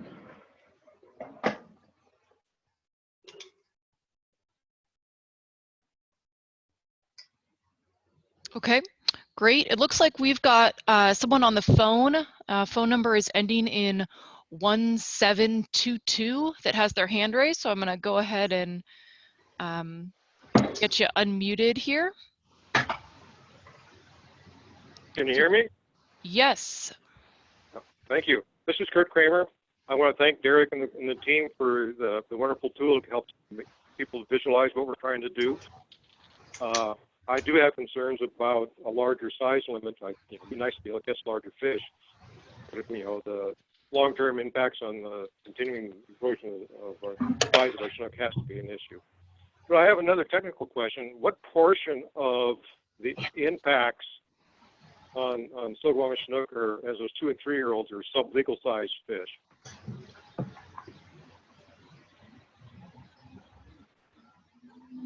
Hey Kurt, that's a really good question. It's not one that I have a direct answer in front of me right now. It would take a little bit of modeling to look at that. If you give me just a few minutes here, I can maybe have a quick look at what proportion. No, I won't be able to do it on the fly. I'm sorry. I guess the idea I throw out is, some significant portion of the impacts would probably be 2-year-olds. In my concern, earlier, a couple of years ago, we were looking at this issue, and like half to 2/3 of the total impacts on Still-Growing Chinook, I think in most cases with wild fish, were sublegal fish. And my thought is, if we could change our fishing methods, we could limit the catch of shakers by requiring folks to fish plugs or other large profile lures and make a significant savings. It's distasteful for most folks, but I'd rather fish with a distasteful method than not fish at all. Thanks for that, Kurt. And maybe just a quick comment, Art. I believe your mic is live. You're still unmuted there. And it's something that we'll look into. I think that you're potentially onto something here about the sublegal impacts because there is such a skew toward those age 2s and 3s, but it's something, like I said, that I'd have to look into in the modeling to confirm. Great. Thanks, Derek. It looks like Brett's got his hand raised here. Brett, you want to go ahead?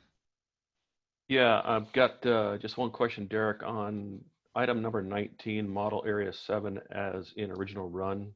What does that refer to? Does that refer to item 14?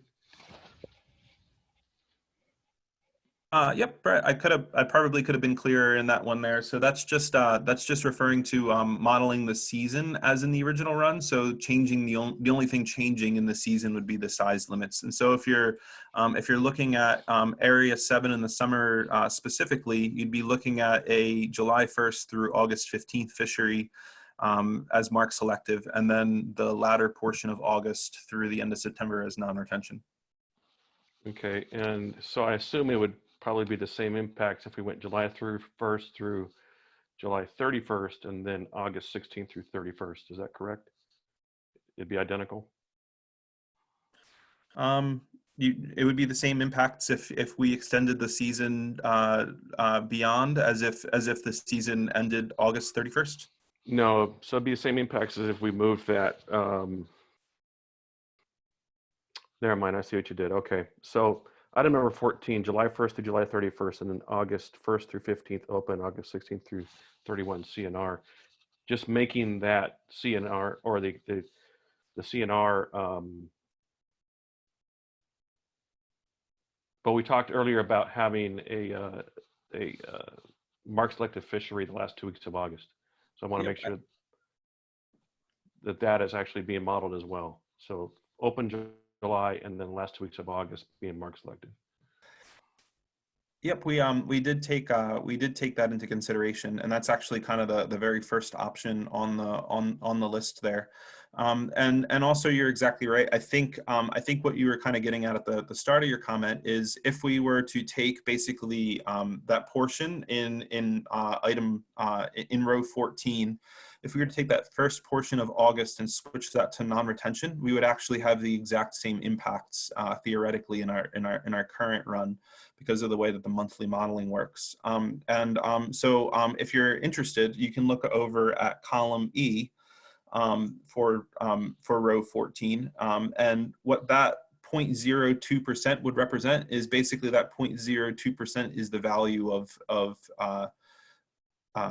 a non-retention fishery in the first portion of August. Does that make any sense to you? Yeah, it does. So it appears to me that the biggest bang for our buck in retaining our fishery, as written in item 14, would be going to 26 inches. Is that correct?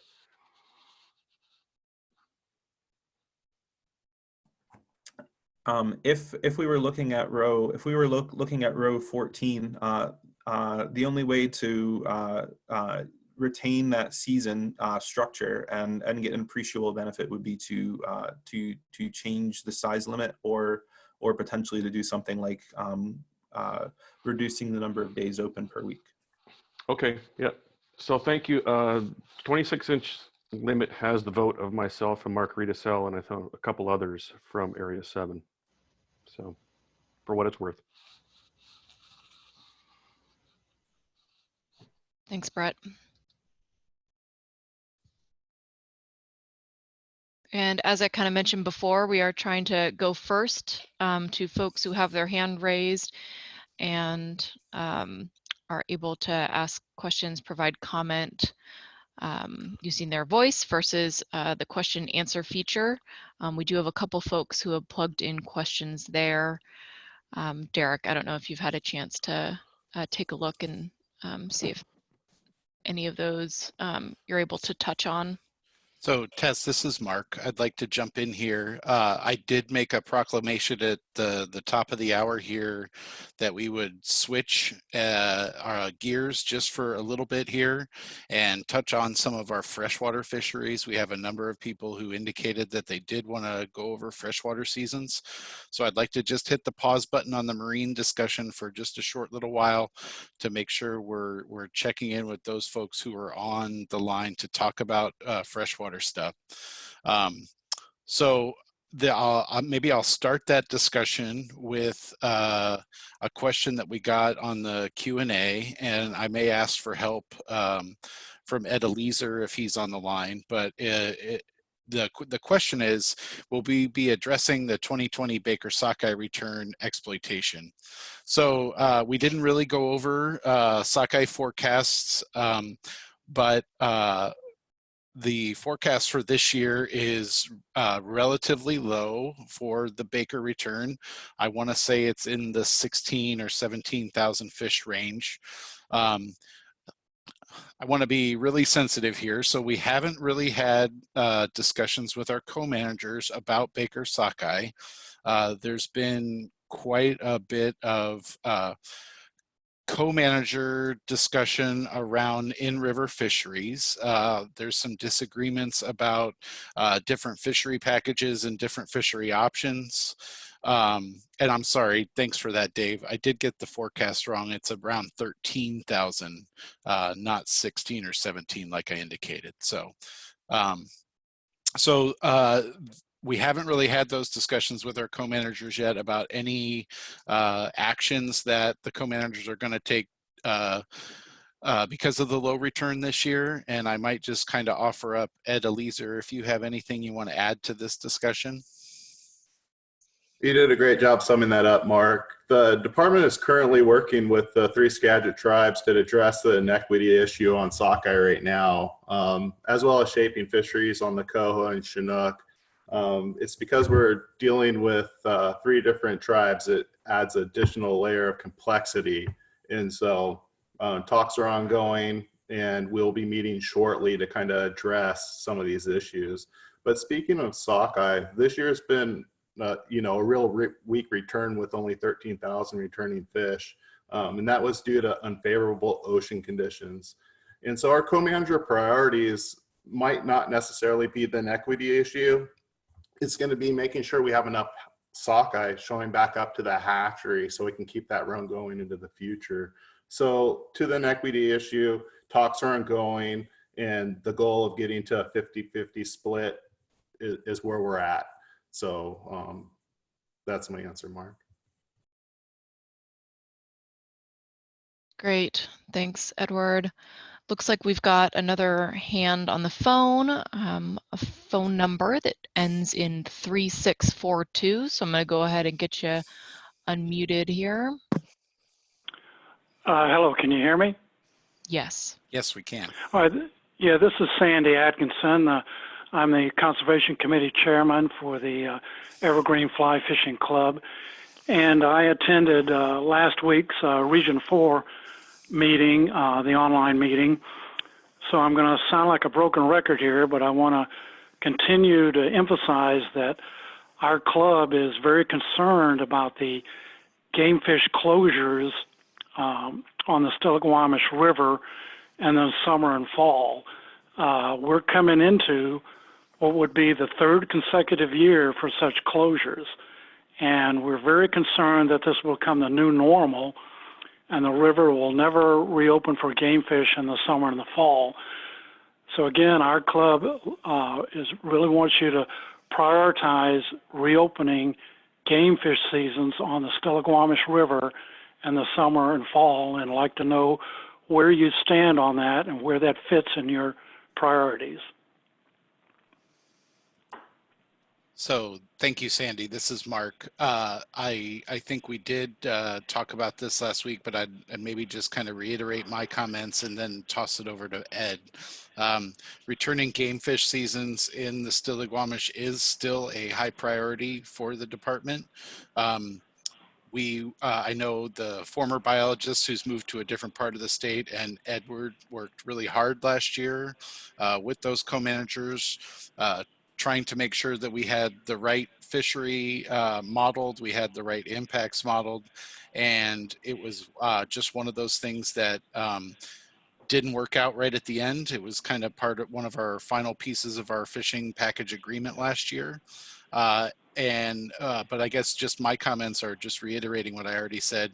It is a priority. We're continuing to have all those discussions with our co-managers, and I might toss it to Ed for any further comment.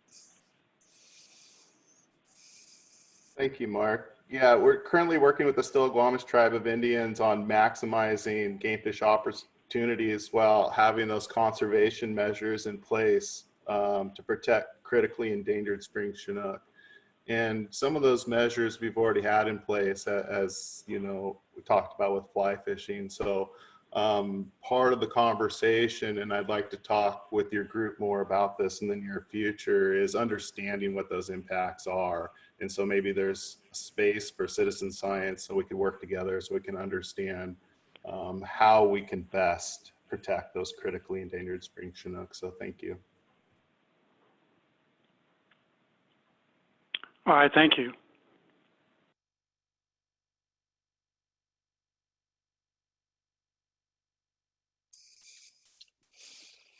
Are there any other folks on the line who have any comments or questions regarding any of our freshwater fisheries that we've talked about so far? Just saw a hand go up. Yeah, here we go, Norm. Can you hear me? Yes, we can, Norm. My proverbial question mark. Where are we at on Skokomish? Thank you for that. Thank you for that, Norm. Wasn't sure if I was muted or not. Hey, Mark, I got this. Perfect. Thanks, Ron. Hey, you bet. Hey, Norm, it's Ron Warren. We're in conversations not only about Mid-Hood Canal, but also possible Skokomish fishery with the Skokomish tribe. I don't really have an update other than we've had some preliminary models put in and then taken back out just because I ran a process foul to try to get them in. And I hope that that will lead to further conversations so that we have a placeholder for this coming year. But we'll keep you posted. We're working hard on that one.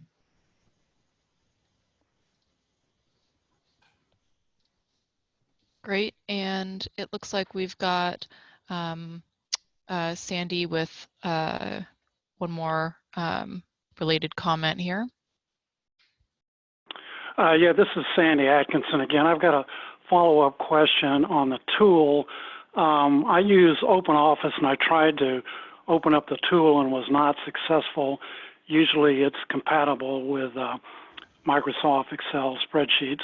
But anyway, my question is, in the tool, can you do a what-if game and say, well, what if the gamefish season is open during the summer and fall on the Stillaguamish system, then what impact would that have on the Stille marked Chinook?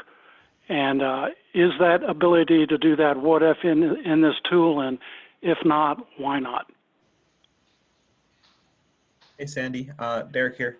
So for the tool itself, I was more focusing on the marine areas. However, it is something that we could incorporate into the tool. You can actually see kind of in some of the pre-run actions, row number 10 there, non-treaty Stille Coho directed Chinook impacts. So that's for the in-river Coho fishery. We don't have it modeled right now to look at what a gamefish fishery would look like, but it's something we can do in a subsequent run if that's what folks are interested in. I would certainly like to see that. Thank you. Thanks, Sandy. And it looks like we've got Peter has their hand up, so I'm going to go ahead and get you unmuted here.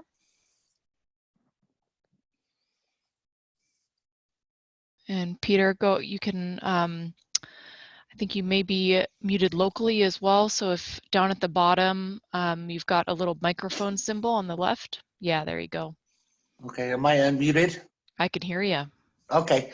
Anyways, my biggest question right now is that I haven't heard anything about Marine Area 10. So I'm more curious about that than anything else. So.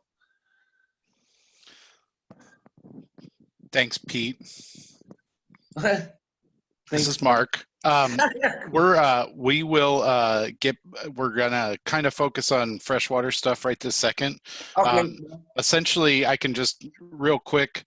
I think everything for Area 10 is pretty much status quo at this point from last season. Okay.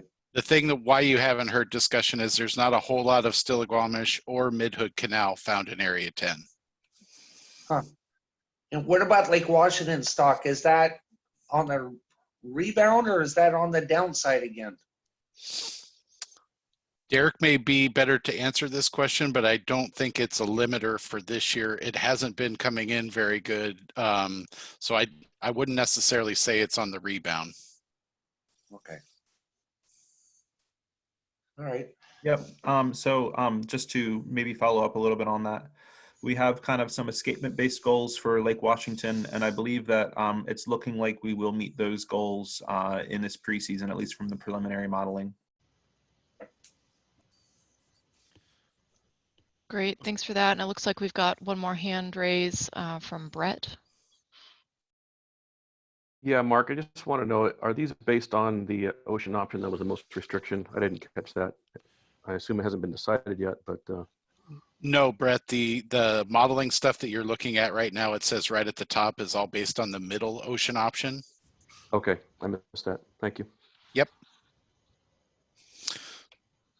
So I guess I just want to make sure that we've covered any questions we have out there about freshwater fisheries before we jump back into our marine area discussion.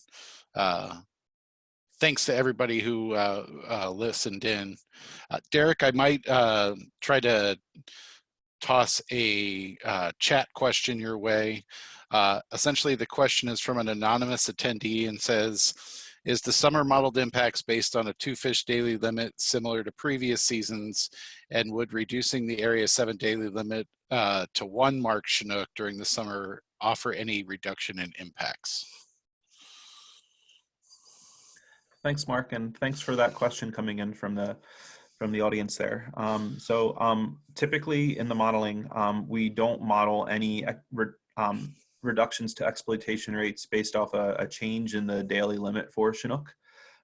It's certainly a tool that we use in-season management if we're looking to kind of slow down quota being eaten up, but at least in terms of the pre-season modeling, we don't typically apply a reduction when we change bag limits.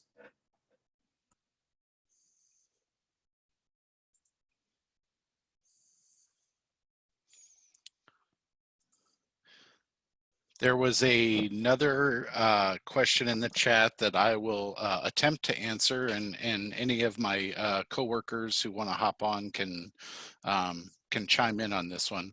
The question is what about annual limits per angler?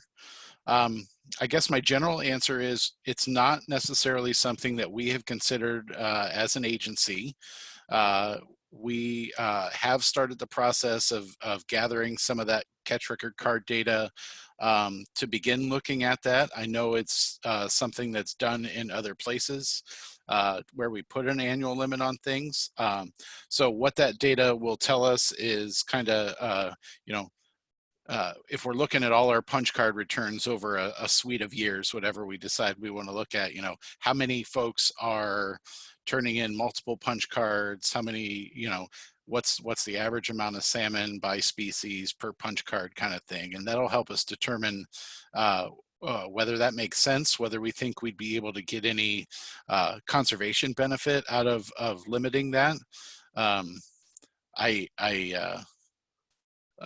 So I guess my best answer is it's something we're going to begin looking at, but we don't have any plans to implement anything like that in the near future.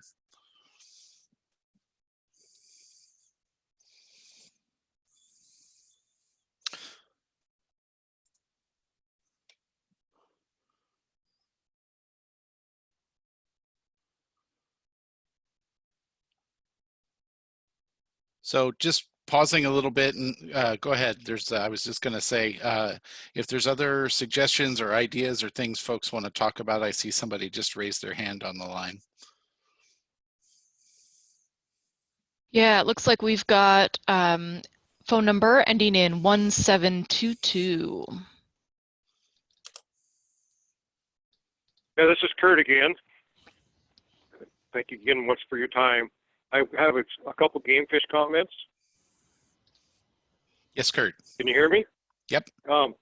Specifically on the Still-Squamish, as Edward knows, all the fisheries on the main stem Stilly and the North Fork of the Still-Squamish on the Gamefish seasons are under, well, salmon seasons are too when they're open, are under selective year rules, and we get no credit for that resource savings for fishing under those rules.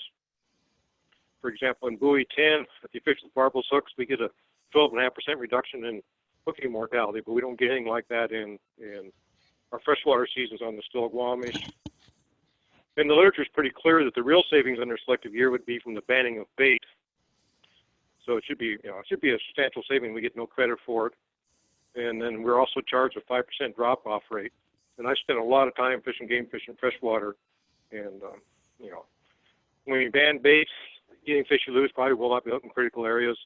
In the business of seals or other critters taking gamefish or salmon off your line while you're fishing gamefish in freshwater is a pretty non-event, I would say, in the last 40 years out of 25,000 or more encounters in the in freshwater, I've lost one fish to a seal, so it's not the issue it is in the marine waters.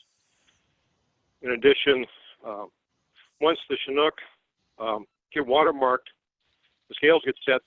Everybody finds that the handling mortality of those things drop precipitously, and we don't get credit for that in our recreational fishing either. For example, in the Still-Guamish itself, where they used beach seines to collect the broodstock, they consistently get less than 10% mortality.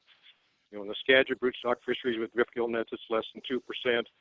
In the mid-Columbia, where you collect broodstocks with recreational gear, it's 2.5%. Yeah, we're charged 10 plus 5. I think that's probably not appropriate. But that's enough about the Stilly. A larger issue is in November, the Game Commission had a conference call to discuss Snohomish County PUD proposal for the Snohomish Tycomish summer gamefish seasons. The commission said that would be discussed in the North of Falcon process. I've seen no advertisement or, that gamefish seasons will be considered during this North of Falcon process. And in fact, the website still says it's a salmon season setting process. I understand why that is. But the question is, how would people that fish the Skycomish River know that ultimately you're going to make a decision on that this sometime in the next month and not have an opportunity to provide any input? It's just once again that we're seeing gamefish seasons being established with little or no opportunity for impacted anglers to have a chance to provide their inputs or thoughts. And I just think that's something that's falling through the cracks. I guess I'll leave it at that. Thanks, Kurt. Ed, I see your hand up. Yeah, thanks for that, Kurt. Us kind of going from in-person meetings to online has been a challenge for all of us for sure. The concerns you brought up on the Snohomish as it relates to gamefish fisheries, we've been hearing a lot of input, and I encourage everybody on this call and whoever else hears this, please use our online commenting tools. But we've heard a lot of different comments, from pulling back the opener to June 15th, to eliminating bait in summer, sanctuary areas in front of the Sultan. Also part of the North of Falcon process, because it's not gamefish centric, as you know, we're also talking with the tribes right now about increased broodstock needs for southern resident killer whales, as with the monitoring that's going to need to happen because of COVID-19. So there's a lot of these pieces, and it's super dynamic. And so please keep your comments coming in, and so we could make the best decisions based off of your public input. Thank you, Kurt.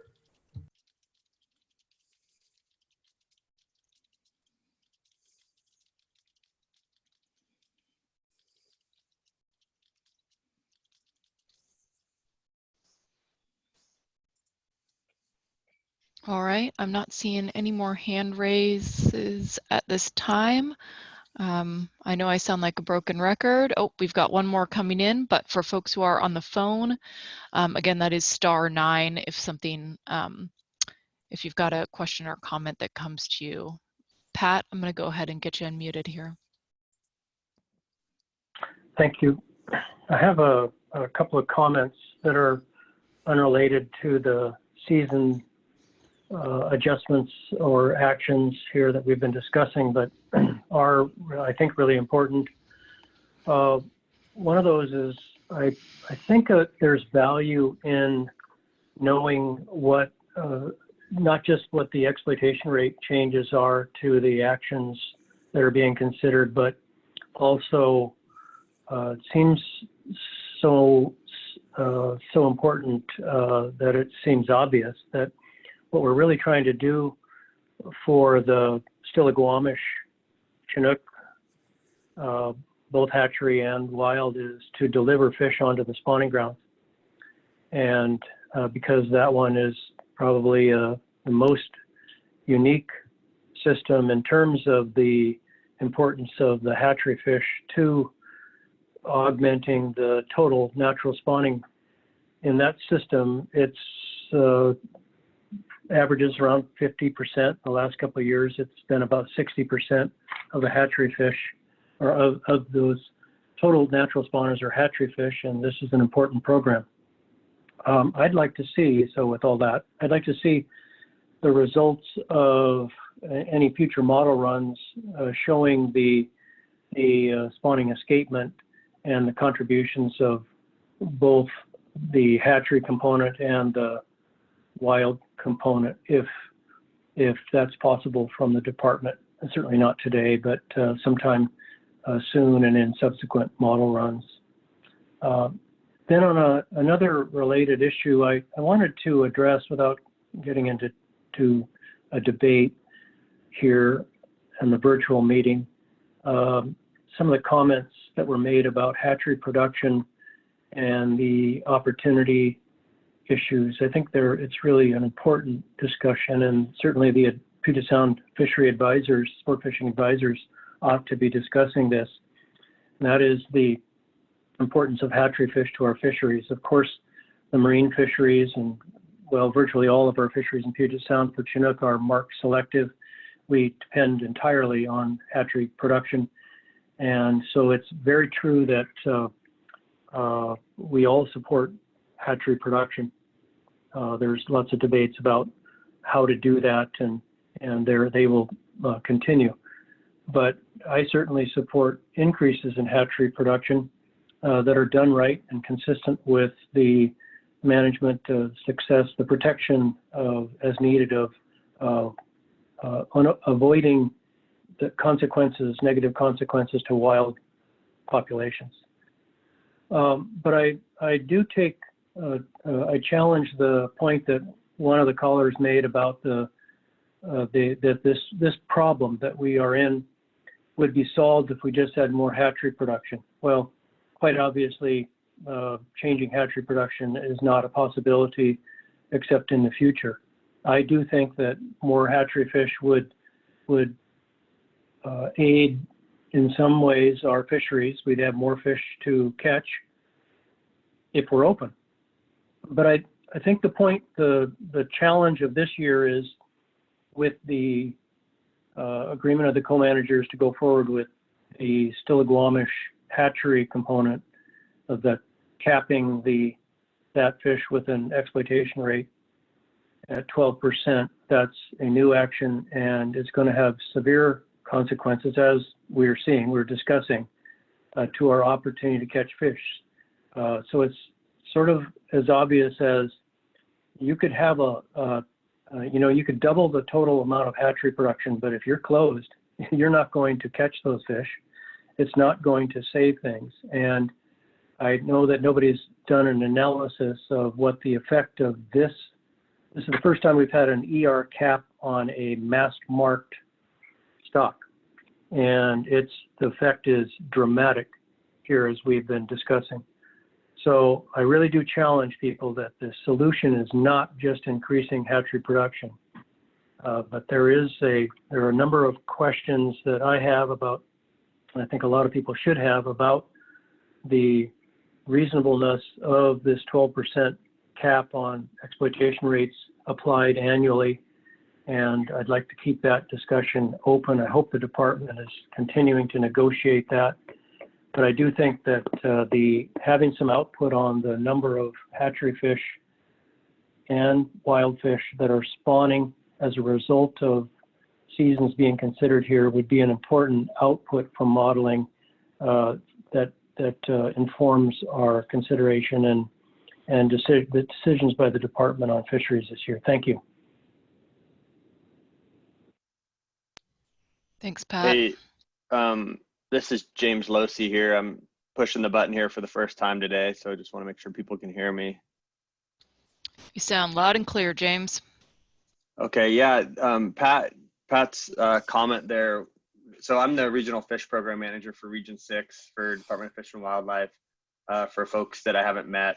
And Pat's comment there had two parts, and one part I think directly related to sort of hatchery production, and a comment that was made earlier that Pat was referring to regarding, this is a hatchery problem, and maybe this perceived decrease in size of hatchery origin fish. And so I thought I'd make a quick note about that, and then I won't respond to the exploitation rate piece that I think maybe was more important to Pat there. But I just wanted to mention that the perceived decrease in size of hatchery Chinook salmon has been, formally documented now in a few papers. So I think a bunch of us were nodding our head when that comment was made earlier. So that's something I think we all believe is true and is happening. And in response to that, I'd say that it's important folks know the agency's got 5 or 6 different release programs trying to evaluate alternative release strategies and alternative brood stocking practices for hatchery Chinook to get it the piece of that hatchery Chinook size that may be due to hatchery practices. So there is a thought that there is something we could do in the hatchery to sort of change the fate of adult Chinook salmon body mass. There's also pretty important information out there that there may be an ecosystem piece to that. And we see that by looking at decrease in size of pink salmon, chum salmon, and sockeye salmon, those that are not all produced primarily by hatchery production. So there's some sort of fine-tuned pieces to it. And then the second piece I'd say is, we release hatchery fish in a pretty narrow window, hatchery Chinook. And so there's some pretty cool studies that we're doing within the agency to understand how those different release strategies may help. But also, the number of hatchery fish we release during that narrow window may also be helping or hurting us at different times. So I'd kind of piggyback, I guess, on what Pat said, that, I'm sort of cautious when we say that, hatchery fish alone can fix this problem, but the agency's doing, lots of pretty cool things that we're going to hear about in the next few years to try to improve that signal of body mass. So that's all I got on that topic.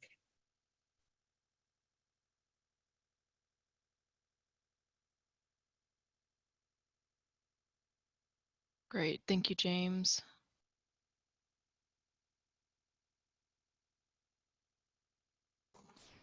Hey, Pat, this is Ron. Hey, thank you very much for the comment on continuing to have conversations about the 12%. We certainly continue to look at that and try to fully understand, which we think we do, the relationship of our agreements and how we'll have to report that out to the Pacific Salmon Commission, as well as what's currently in the management unit profile and how that's interpreted. So continue to keep that alive. We'll keep everybody updated on any progress that we make. Thanks.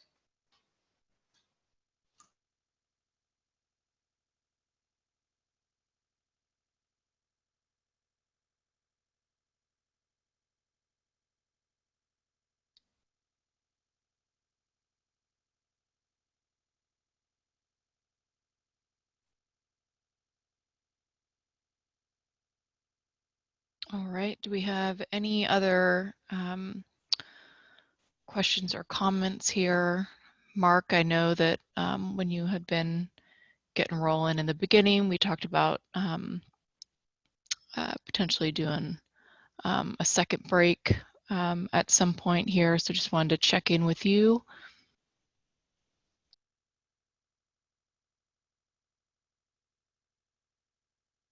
Sorry, had to unmute myself there. I might ask Derek to stop sharing his screen and allow me to share a screen. One of our bios had a great idea that I'm going to try to do, and hopefully I can get it all to work. I am not seeing, there we go. So I just wanted to pop this up on the screen for everybody. This is the spot on our website fishing and shell fishing, managing fish populations north of Falcon. We're at the public input page. So here you're going to be able to, you can submit comments about statewide general seasons. You can, we have a document here for proposed seasons for freshwater, forecast summaries, and links on each of these areas where you can submit your comments. So I just wanted to make sure folks saw this, and even Columbia River, ocean areas, coastal freshwater, as well as Willowhog Grays. So thanks for that suggestion, Andrew. Just wanted to pop this up on the screen so everybody knew what that public input page looked like, and how you could continue to provide comments even after this meeting. I would encourage people to continue to check the website about things going forward. So I'm kind of feeling like maybe we haven't heard everything we need to, but I guess I just want to pause there. Are folks feeling like that they would like a break, or they would like to continue talking about some of the issues that we're facing? Maybe a show of hands for continuing discussion.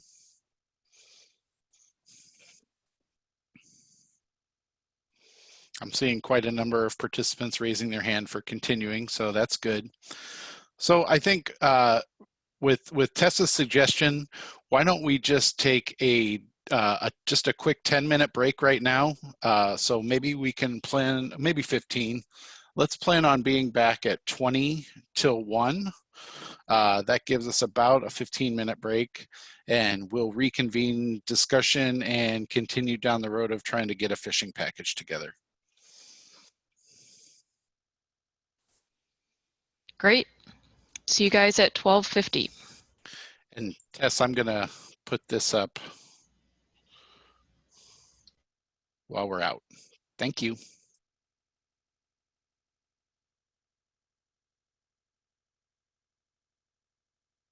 That being said, I did notice that there were a couple of hands raised.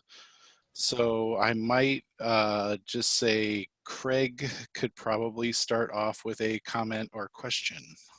Sure. And I know we did have a few people raise their hands about wanting to continue as well last time around, so they may have been left up from that. But Craig, I've got you unmuted if you've got some thoughts.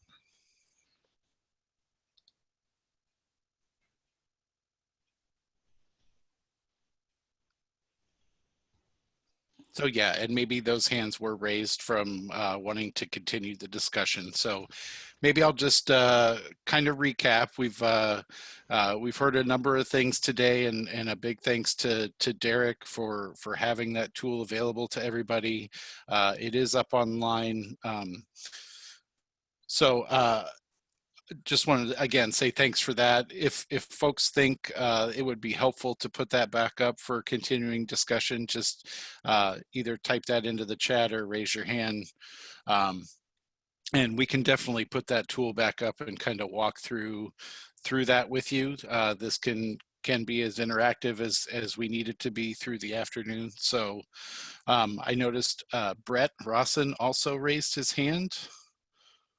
Yeah, Mark. On a broader picture question here, we had previously discussed the Stillaguamish impacts at around 18%, and we had to get to 12.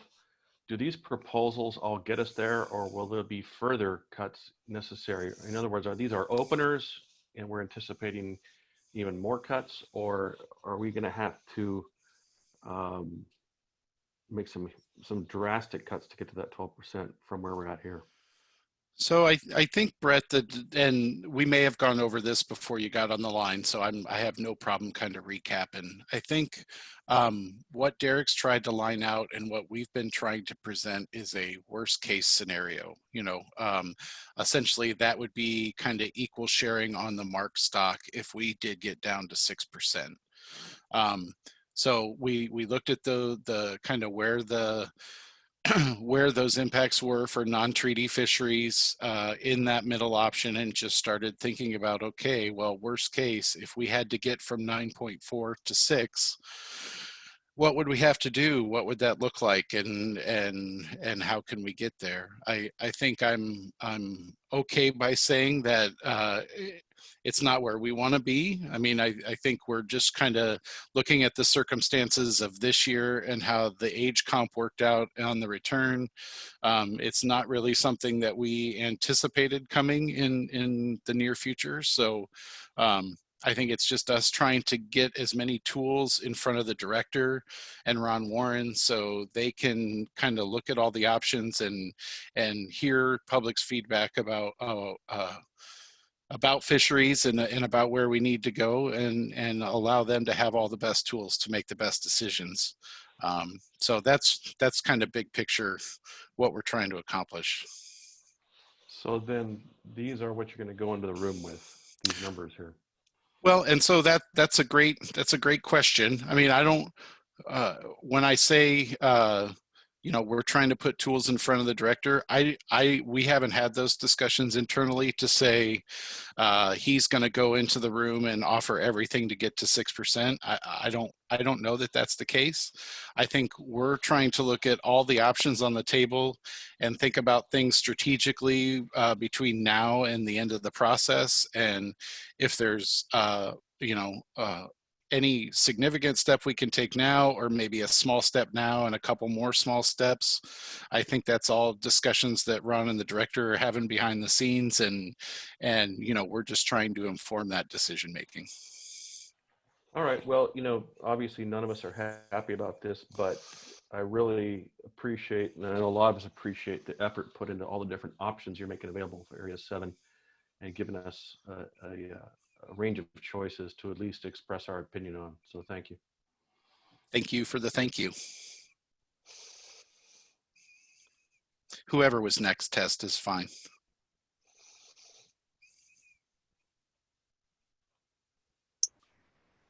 Oops, I was muted. Holy cow. Hey, Norm, I've got you unmuted. Yes, sir. We're looking at this using Ocean Option 2 numbers. What degree of confidence do we have that that's where they're going to end up at PFMC? Because I would think that if they make a significant move off of Ocean Option 2 to a more conservative stance in the ocean, that might have a significant impact on what we're talking about here today. So thank you, Norm. We've had a lot of those discussions internally about kind of where to look at, and you're right. We are kind of looking at these things through the lens of a kind of middle ocean option. I think maybe what makes us at the department feel like the middle ocean option is reasonable is the really, really severely limited number of coho available for ocean fisheries this year. And we don't know what that final number of be, but even if it's the high coho number in the ocean options, if we got the forecast wrong and there's a lot of coho around, those seasons could be cut significantly short. So I think just looking at where last year's fisheries were, where we think the non-treaty fisheries are going to land, I think we're pretty comfortable kind of centering on the middle ocean option at this point. Again, you're right, things are dynamic and things can change. But I think that's a little bit of the reasoning behind why we were centering on the middle ocean option. Thank you. Yep. Great. And Craig, see if we can get you unmuted here. Can you hear me? Yes. All right.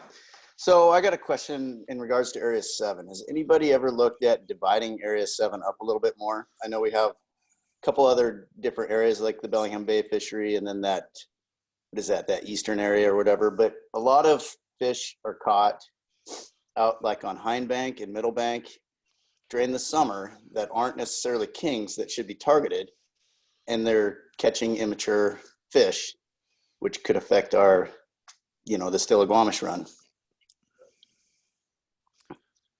So thanks for that question, Craig. And I wasn't around, and so I may defer to Pat a little bit if he was around when well, Pat's probably not that old either. I'm not quite sure how the marine area boundaries were derived way back in the day. I know that right now, all of the current modeling that we have, the management modeling that we use to determine impacts and stuff, all of that modeling is by kind of individual marine area. And so we have those kind of rates and everything we use based on the current areas. Now, when we start trying to think about subdividing an area, it gets a little harder because we don't necessarily have the spatial data. So essentially like the geographic data of where fish are intercepted that we can draw on. We have some coded wire tag data that allows us to do that, but I'm not sure that it's robust enough to allow us to start dividing sub areas. I might defer to Derek or anyone else who may have further thoughts on this. Thanks, Mark. I would just add one thing that's particularly complex about subdividing Area 7 is just kind of where the different concerns lie. I think I've talked to a few of the rec anglers that are on the call here about this one. And one thing is it kind of matters for a few different issues. You have at hand kind of how you're dividing that area. So say if you put a big line right down the middle of Area 7 and said, okay, you fish on the west side of this line. What I've heard from recreational anglers is then when you're on the west side of San Juan's and otherwise, you're catching a lot of fraser, a lot of unmarked fish. And so there's two problems with that. First of all, our proposal this year is for a mark selective fishery. And second of all, then we start running into issues about southern resident killer whales and are we having an increased impact on southern resident killer whales? So then the other option is if you look at more of the east side, more of the straight area, what I've heard from the rec anglers is that there's a better mark rate in that area, and the fishing is particularly good in July in that area. But what I've also, but then the problem is if you're catching more marked stocks, and if you're targeting more of those Puget Sound stocks, then you're theoretically targeting more of those stilly stocks. So it's subdividing Area 7 is a complicated issue, and I know that a lot of the information that I just presented was anecdotal based off what I've heard from the anglers. I could do a deeper dive into the data. But as far as looking at those coded wire impacts, it's really hard with the way that we have things structured now to be able to separate out the impacts of one stock versus another based on, potential sub areas for Area 7. Right on. I was just, throwing it out there as an idea to get away from trying to catch some of these fish, because that's where a lot of them, I personally believe, and I've fished out here since back in the 80s, that's where those small fish are out there just living. That's their nursery, if you will. And so a lot of boats go out there and target because you get lots of bites and, you get lots of action, but they're not the kings that you really should be targeting this time of year, in my opinion. In your professional experience here, Craig, with the fishing that you've done, do you think it's an accurate statement that it seems like you get more unmarked, more of those fraser fish on the western side, and if you go farther east, kind of more into the straight area leading into Bellingham Bay, you get more of those Puget Sound fish? I would say that's probably a reasonably true statement. I fish a lot of the northern islands, so up by Susha, Waldron, and all that. So those fish that come down that west side end up there too, but I still think where I fish, it's still 80% marked, but we don't catch those undersized juveniles up in there, so that bank fishery, I think, is where we get a lot of our impacts in the summer.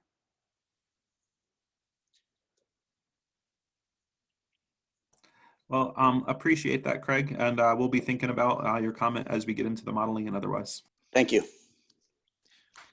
Brett, I see you've got your hand raised here.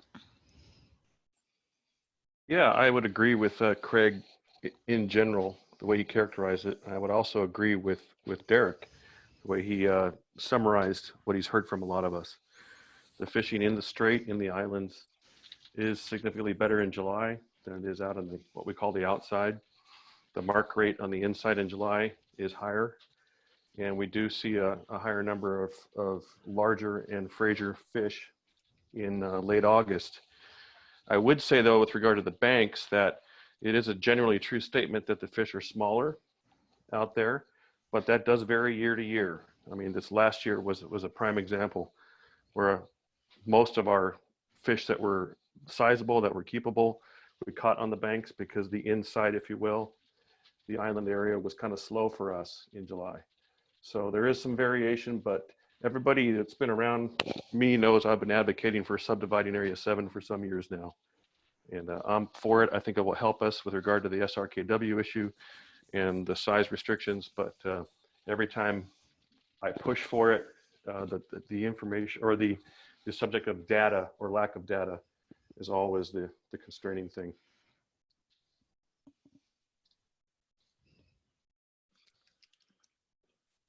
Thanks, Brett. I might also just mention something that came across my inbox in the last couple days, and we haven't really had any discussions about it here. Canada sent out notice within the last couple days that they are keeping, and if one of my colleagues hears me misspeaking, please jump in, that they are keeping the same fisheries restrictions in place that they started last year's season with, and are continuing those into this season. They're primarily to deal with depressed Fraser stocks. So I know that they had taken some pretty severe management measures last year, especially around West Coast Vancouver Island, to reduce or attempt to reduce their impacts on Chinook. So just want everybody to pay attention to that too. Not that it's going to affect anything having to do with our fisheries, but it is stuff that we pay attention to. I'm not sure if Derek touched on it at all. I don't think we have final Canadian numbers yet in any of our modeling. I think that's due to happen here in the next couple of days, where we'll get those final inputs from the northern fisheries that help, they're just kind of another piece in the puzzle of what information we need to finalize a fishing package.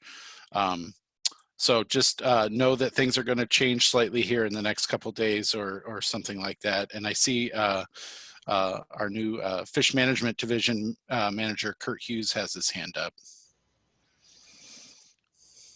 All right, Kurt. Try and get you unmuted here. I think you might also be muted locally in addition to what I've got going on.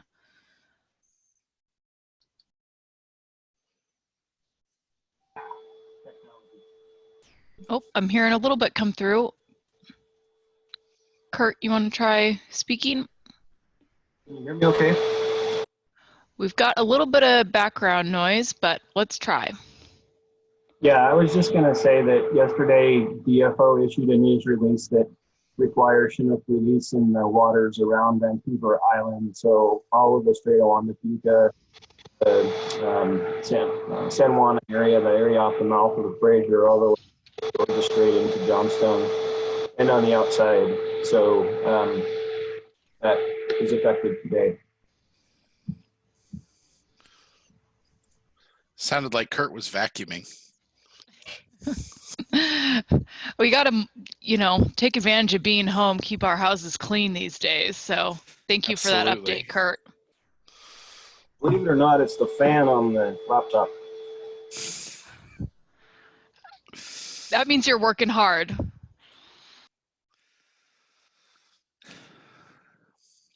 So just continuing the discussion along, opening it up, any other kind of further questions or comments? Would folks like to see Derek throw the modeling tool back up? We can stop sharing my screen if folks would like to run through anything.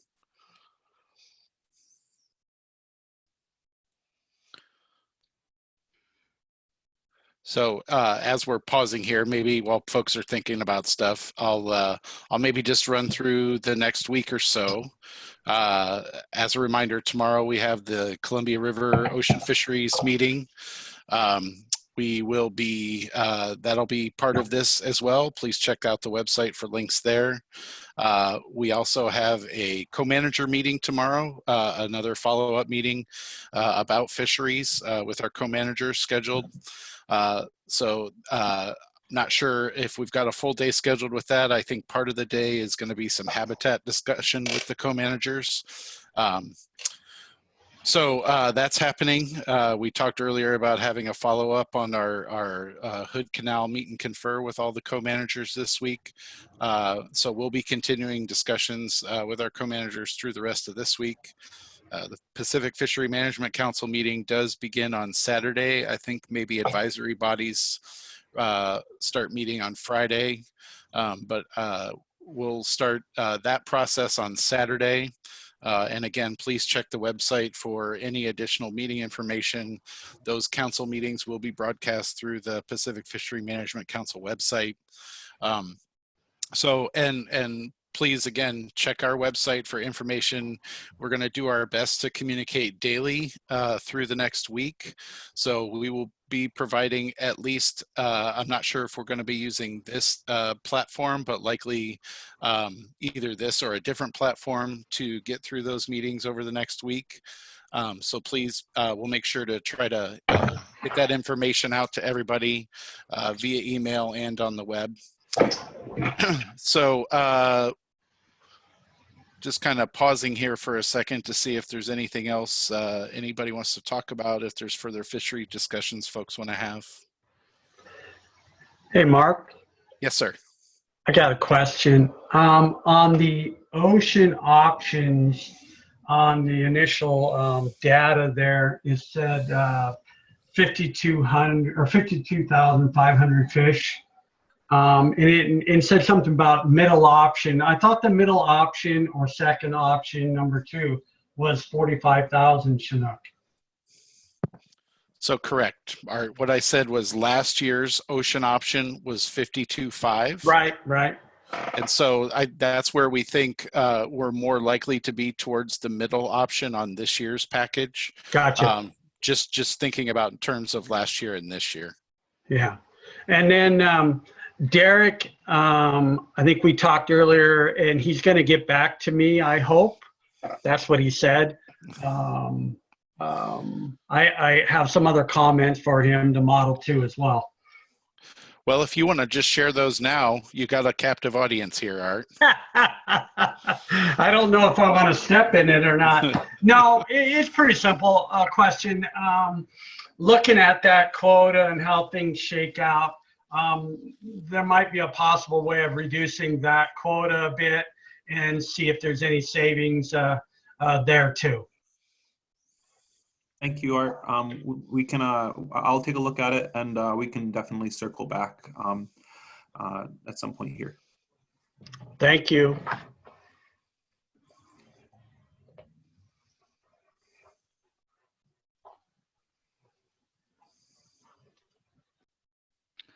All right, Pete, I'm gonna go ahead, get you unmuted here. Can you hear me? Yes. Okay, so my question is there any plans to actually open up Elliott Bay this year? Thanks for that question, Pete. Again, as all of us are dealing with the COVID virus outbreak and trying to conduct as many meetings as we can, we have not had an individual meeting with the Muckleshoot tribe this year to talk about that fishery. I think if you may remember from Dave's part of the presentation earlier this morning that Green River natural component is down pretty significantly. And I know that NOAA Fisheries has indicated to us that there's concern for making sure that we get enough natural origin fish on the spawning grounds in that system. So I would say if we do, it will likely, because the Muckleshoot test fishery that they do to update run size would come in higher. So if we have the chance to have that one-on-one discussion, that's what I would propose, is that we put something in the model that would allow it if the run size came in big enough. Okay. But, you know, it would be one of those that we agree to pre-season. It would be dependent on the in-season update. And then if that didn't come in, you know, we probably wouldn't publish it in the pamphlet. It would just be one of those that we kind of emergency regulation open if we were allowed to have that fishery. Okay, sounds good. I appreciate it. So.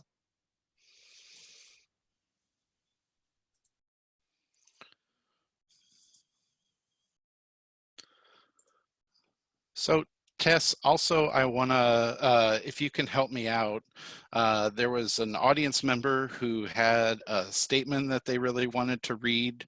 And I guess if they are still on the line and would want to read that statement, I might offer up an opportunity for them to do that now. If they're not on, we'll always take the email that they sent us with the statement in it and make it part of our record keeping, part of our public comment process. So. Sure. Spencer, are you on the line here? I think I see you, and I'm gonna try and get you unmuted. And you may also want to take a look at your computer and look for that little mute button if you've muted yourself locally. I see. Can you hear me? Yes. Yeah, so I was planning on doing this in person, but obviously because of the COVID-19, we're not allowed to. But I've just been listening to, you know, frustrated words of so many people. And what it come down to for me is just the fact that I feel it's not fair to you guys and everybody else to be frustrated without actually saying something. So so I wrote something and just would like to read it. It's I'm an optimist. I always have been. Throughout the last 10 years, I've stood by our local state government and supported their decisions to manage our precious resource. Despite older generations' negative comments towards a trend in poor management at state and tribal levels. I believe that the state was doing everything in their power to save salmon and save wildlife that depended on abundant salmon returns year after year. I was all in and still am in for spending millions on habitat restoration. I reluctantly accepted there would need to be fishing restrictions in order to make sure there was a future for salmon fishing and healthy wildlife ecosystem, despite year after year of more restrictions being put into place. I will not stand by quietly anymore and cross my fingers and hope for the best out of our appointed leaders. Too many people and too much wildlife depend on the success of our salmon runs. It is true that today's salmon face challenges that weren't around 100 years ago. A warming climate, habitat loss, and increased predation from pinnipeds. However, one fact remains the same. A larger population of salmon fry out of the rivers equals a larger population of mature salmon back to the rivers.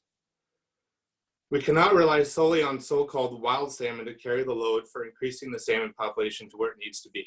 There are too many challenges, and year after year, our state projects lower numbers of wild fish returning, despite continued efforts to combat habitat loss and more fishing closures. It is clear to me and all the thousands of people who rely on salmon in this state that the previous 10-year management plan has failed, and we look to support drastic changes in the years ahead. Our salmon hatcheries around the state are functioning at well under capacity. These hatcheries are there and are primed to increase production, but are limited despite lower and lower yields returning to Washington. The Skagit River is quite possibly the most underutilized river in Washington. The Skagit River has miles and miles of great salmon habitat with some of the most pathetic numbers coming out. I've had conversations with some of Washington's leading hatchery operators, and they have assured me that there's room for improvement. The success rate for hatchery-enhanced wild smolts is 90%, and the success rate for wild smolts is 10%. The question has to be proposed, why aren't we doing more hatchery-enhanced wild fish?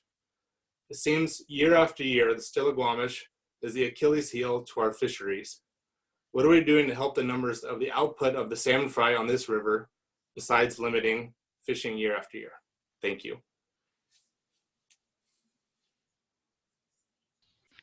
Thank you, Spencer.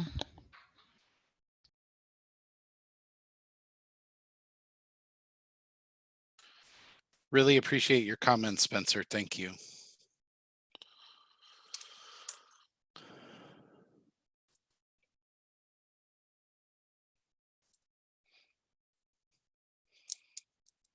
And as Mark mentioned, and we do have some open time here if folks like Spencer have a couple more thoughts that they want to share with the group.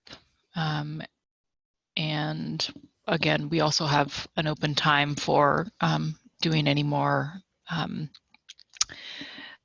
options with Derek's model as well.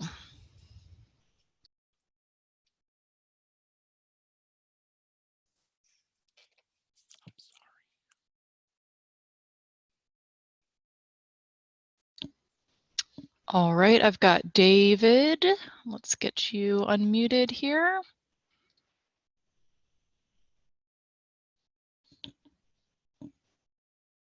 Hey, David, can you hear me? We cannot hear you, unfortunately.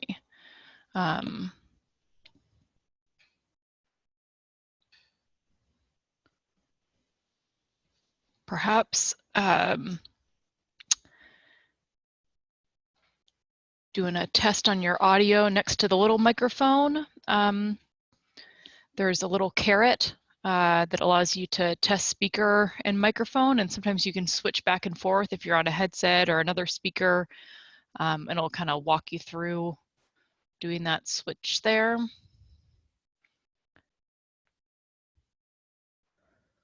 I do know that you had previously, I think, had a question in the Q&A that we didn't have a chance to get to. So maybe you're just following up on that. I think that question was, can and will the closure data be applied to future fisheries?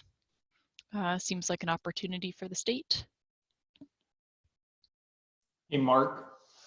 Yes, Ron. This is Ron. So I saw who provided that, and what that question really entails is we're currently closed right now during the tail end of the winter season.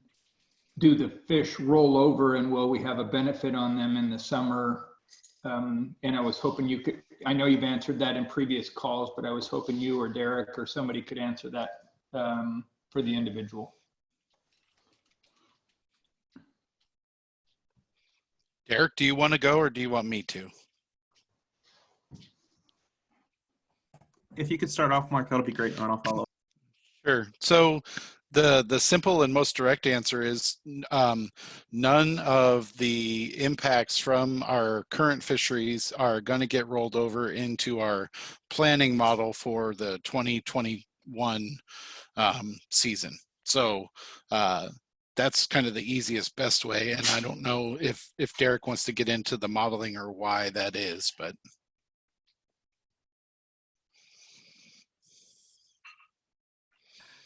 Yep. In the modeling structure currently, we're modeling to a calendar year, or we're modeling to a calendar year impacts. And so we're looking at the impacts in that individual calendar year, and we have our NOAA guidelines that we can't exceed.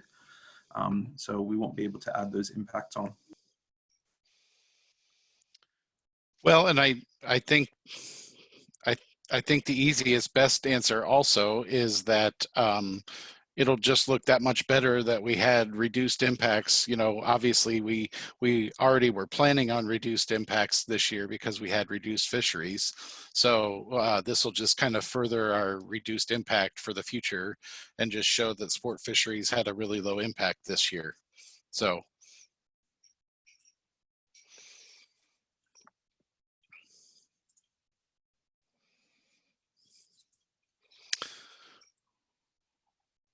Well, and I don't want to stifle any discussion. I'm not seeing any kind of new comments or any discussion topics coming up. I want to thank everybody again for providing input. I imagine staff will be following up with Ron and the director here very soon.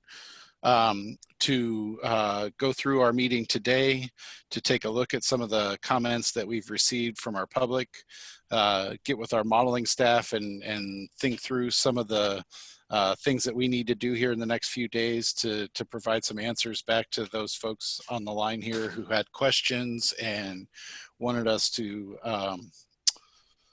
get answers to some questions about fisheries. So we got our work to do there as well. Hey, Mark. Yes, sir.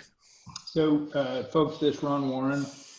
I'm not sure that we're coming to a conclusion, and I'm not trying to force that conclusion. I just wanted to take just a moment of folks' time. There have been a couple of people that have thanked Derek, thanked Mark for the work that they've done this year.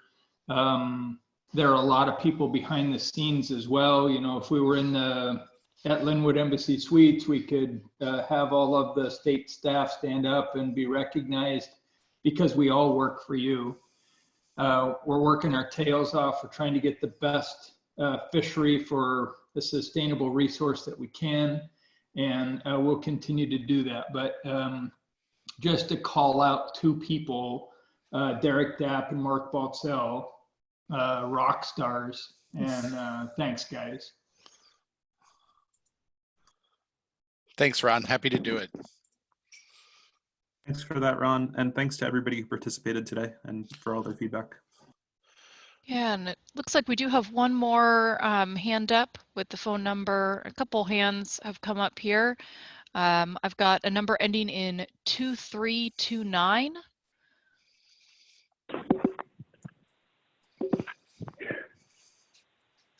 Hello? Hello? Hi, we can hear you. Oh, good, good. This is Larry. Hi, Larry. I heard nothing about protection of juvenile salmon and steelhead. I'm concerned about that. I see rules that allow harvest of juveniles, and I'd like that addressed. I've submitted comments online, and please address that. Thank you.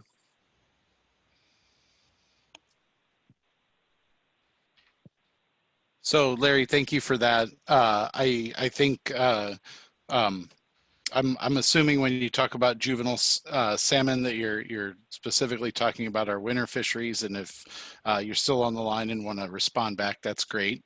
I am less familiar with gamefish fisheries and impacts on juvenile gamefish and how that might affect our fisheries. I'm not sure if somebody else on my team wants to weigh in on that, but really appreciate your comments and definitely understand those concerns. I'm still here, and yes, steelhead smolts and also Chinook and of course Coho, but yearling Chinook are being harvested, and I work on this Nahomi system, and with lots of public access, and I see thousands of fish die every year, juveniles die every year, and please address this. I've submitted comments, and I appreciate some help on this. Thank you. Appreciate that, Larry. I'm going to recognize Ed Eliezer, our Region 4 Fish Program Manager. Thanks, Mark, and thanks, Larry, for the comments. We've received everything that you've said and others, and I touched on this previously. Another caller had a comment on it, and I think maybe Kurt Kramer.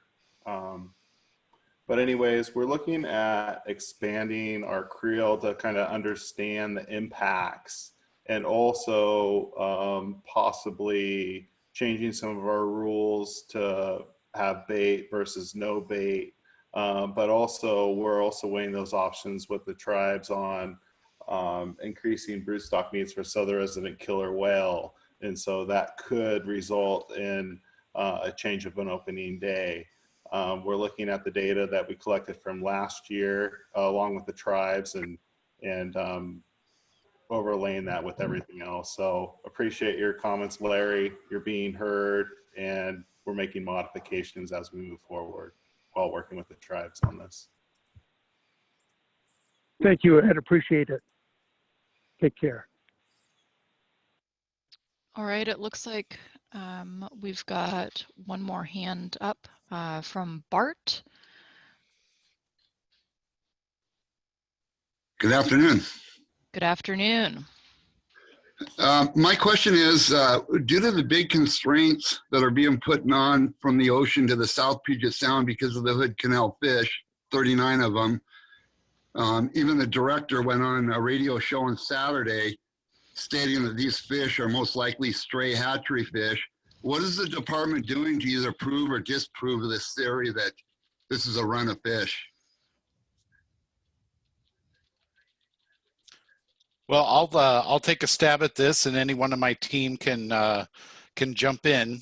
I think to directly answer your question, the co-managers are in agreement that the current stock, as it exists, or almost doesn't exist, is a hatchery remnant stock of a failed population that we tried to supplement and it didn't work.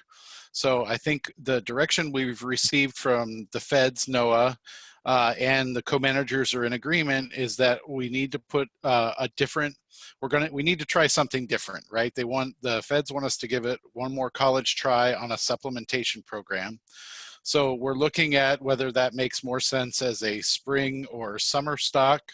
We're doing some habitat assessments right now with our co-managers. So what we're doing is right now we're working towards the future, but for right here, right now, this year, we're really kind of locked into having to answer for that under the Endangered Species Act to get our permit. As you heard earlier, and as we've been talking through this, we are in negotiations on what that management objective might be. And as far as ocean impacts, we do try to share impacts in all our state fisheries. Some of the ocean fisheries, although they do have an impact on Mid-Hood Canal, it's not astronomical. It's not above what the Puget Sound impact is. There's lots of things wrong with kind of how the Mid-Hood Canal impact is modeled and where it makes sense and where it doesn't. Totally get that. We're hoping that with a new program and a fresh start, we'll have a better outcomes going forward. So that's kind of what we're doing in the near term and working towards the long term. But this is just kind of where we're stuck for this year. And I'll just go ahead. My question is, why are stray hatchery fish affecting us with such a great impact? Well, because when the endangered species listing happened, they were part of the distinct population for Hood Canal. There's two populations in each distinct area, and that was determined by the technical review team of co-managers and federal scientists, that they determined that that was a distinct population. So that's just what we're living under from the decisions that were made 20 years ago. When did it change to a stray hatchery population? Then I guess that's my question. Well, I don't think it ever changed. I think there's some decisions about whether there was ever really a viable population there. Essentially, we tried to boost up that former population with hatchery fish through a supplementation program, and that has since failed, and we're no longer supplementing that population. But what I don't understand is, why are the recreational fishermen suffering because of a failed hatchery production? That just doesn't make sense to me. Because it's still part of the endangered species listing that we have to be accountable for in order to get a fishing permit to be able to fish. I didn't know that hatchery fish were endangered species. Well, they're still part of the Mid-Hood Canal remnant population, and they're part of the endangered species listing. Well, it just doesn't make a whole lot of sense. I mean, we're finding ways to keep the fishermen off the water more than we are to keep on the water. And at the same time, the amount of surplus is just rising drastically to the hatcheries. And Bart, how I would look at that is that we're doing everything we can to assure the regulators in this particular case of NOAA Fisheries and how they regulate the fisheries under the Endangered Species Act to keep this fishery open. This is no different than, say, the Nisqually River, where the natural population has gone extinct over the years, and the current return and natural spawning population is a hatchery return. We don't turn our back on that. That is the locally adapted stock and what we're held to under the constraints and standards principles of the Endangered Species Act. So that's those are our mandates to be able to conduct these fisheries. Well, it sounds like a mess to me. I mean, it sounds like something that could be fixed very easily with, you just prove that those aren't a run of fish, that they're leftover hatchery fish, we wouldn't have this impact. Something, I mean, that should be a priority, I would think, for the department to handle. Rather than looking at closing seasons, I mean, you should be looking at promoting them.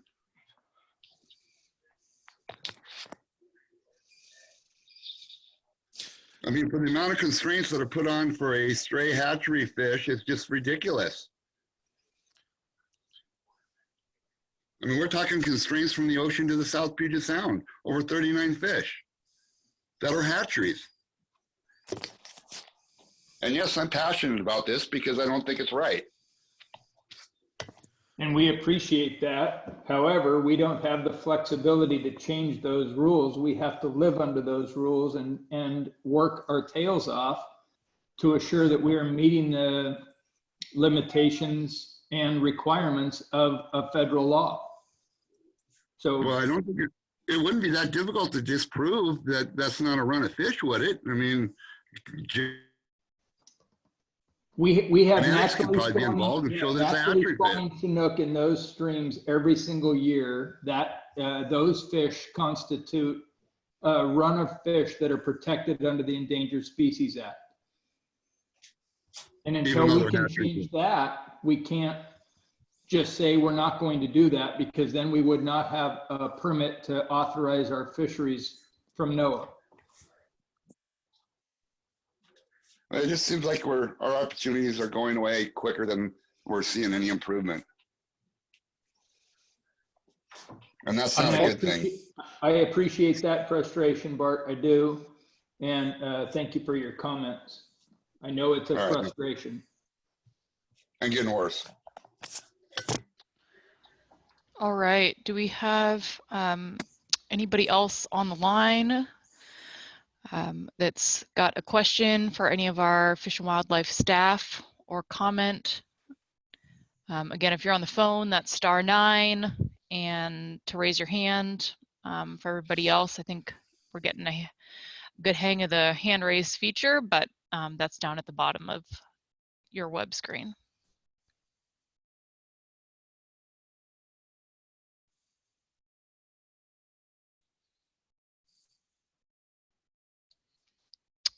All right, Spencer? Can you hear me? Yes. I just wanted to say I am very thankful for the opportunity to be able to ask questions and be part of this meeting, even if it's not in person. So I know you guys are all trying your best, and I do appreciate it.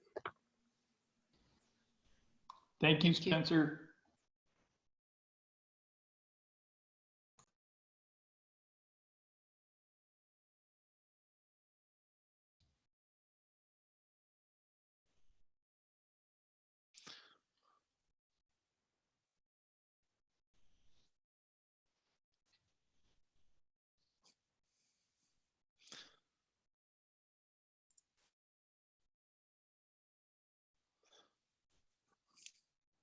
I guess I just want to follow up with a comment to Bart in that I too appreciate your comments, and I want you to know it's frustrating for a lot of us too.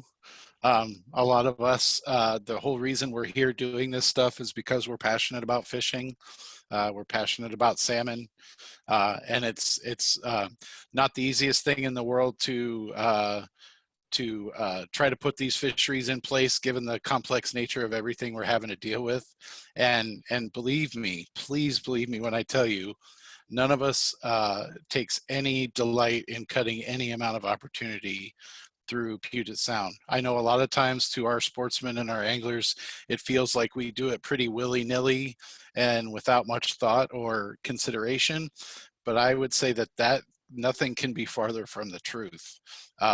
We agonize over these things, especially because the longer you do this, the more people you get to know as fellow fishermen and business owners and people who rely on these fish for their livelihood.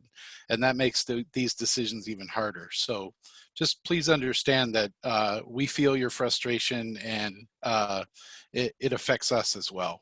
So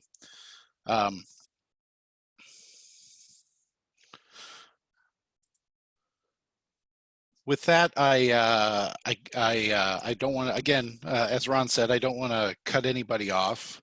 We're here to take your comment. We want to listen. I would encourage people to, again, go to our website. And maybe this is something I haven't mentioned yet. This presentation and this meeting is being recorded today, and it will be available for rebroadcast up on our website, probably not until tomorrow. It takes a little while for that stuff to get processed through, but just know that people will be able to go back and listen in and hear the meeting. If people you know weren't able to join, they can come listen to the presentation and the discussions we're having. So just wanted to put that plug out there for follow-up if folks know that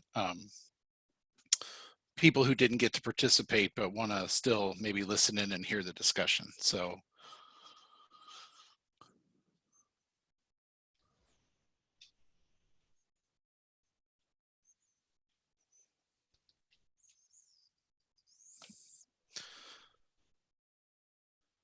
with Matt, I might just offer up to any participants or staff or leadership who want to provide any final thoughts or any comments or anything maybe before we sign off.